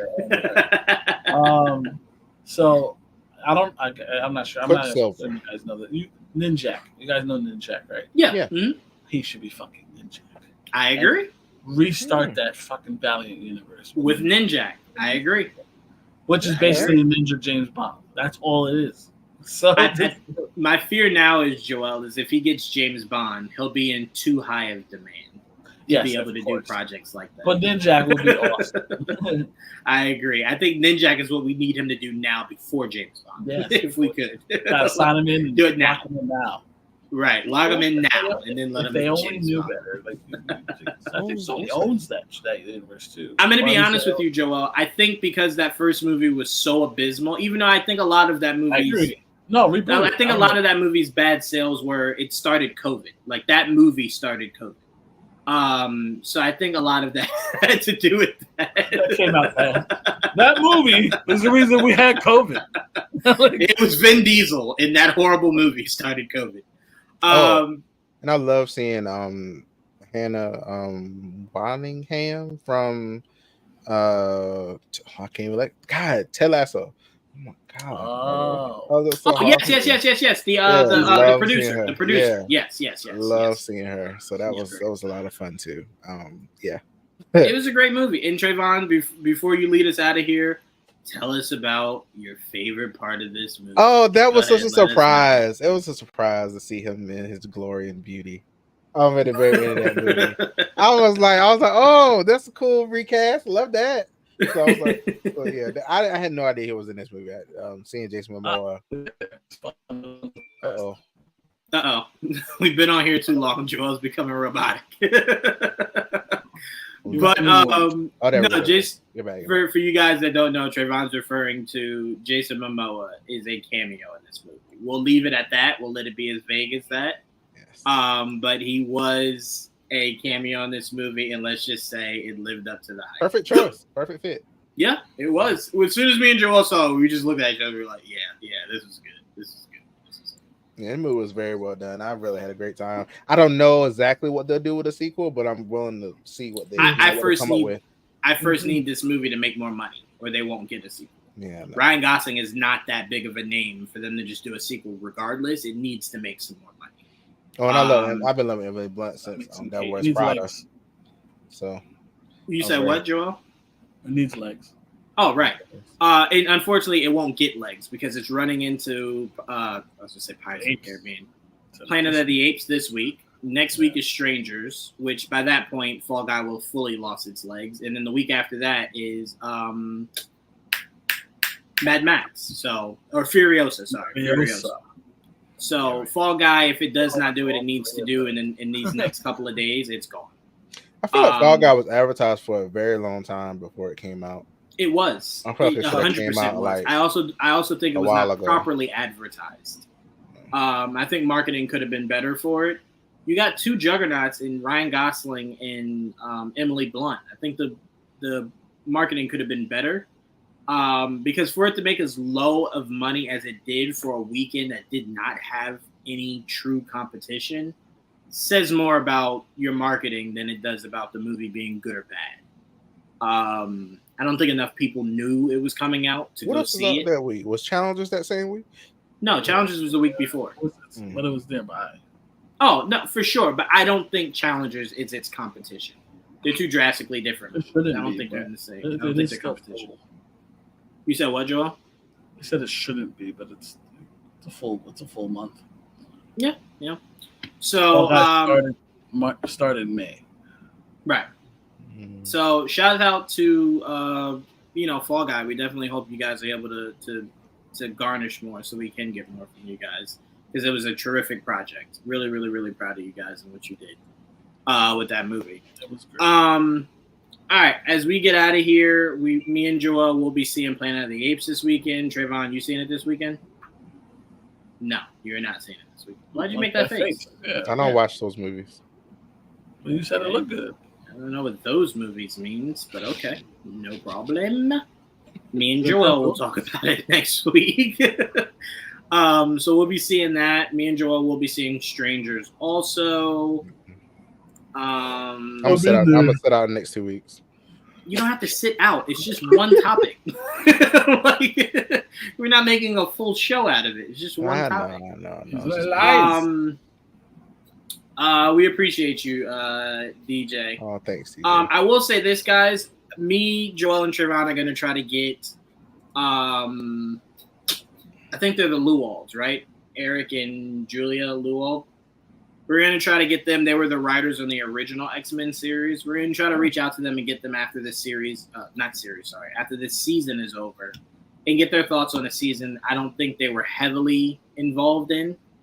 But talk to them at least. But I'm saying they led the charge for the original series for us to even be here where we are now. So yeah.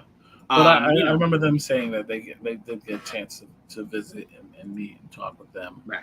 So it was nice that they picked their brains. Yeah, so we'll reach out to them and see if we can't talk a little X-Men with them in the next few coming weeks. We've been doing X-Men before X-Men came back, bro. So been on it. Yeah, 100%. So we're definitely gonna reach out to them, give you guys a little treat with that. And you guys never know who might pop into this show. So make sure you guys are liking and subscribing. And you have the notification bell on so that you're never missing a new episode of Unhealthy and Unstable. Again, we want to thank Didge and the entire Geek Set crew doing their thing out there. Make sure you guys go give them a follow. As always, I want to thank Trayvon and Joel for helping make this one of the best times ever. And you guys, the fans, thank you guys. We had about almost 10 viewers throughout this pod, so we appreciate you guys for that. Like we said, it's a start, and we're starting from scratch here. So we appreciate you guys. We really do. It helps us keep going and want to keep going. So we appreciate you guys, and we promise we will get Trayvon to see at least Strangers. We love you guys, and until next time, peace. They won't. We will.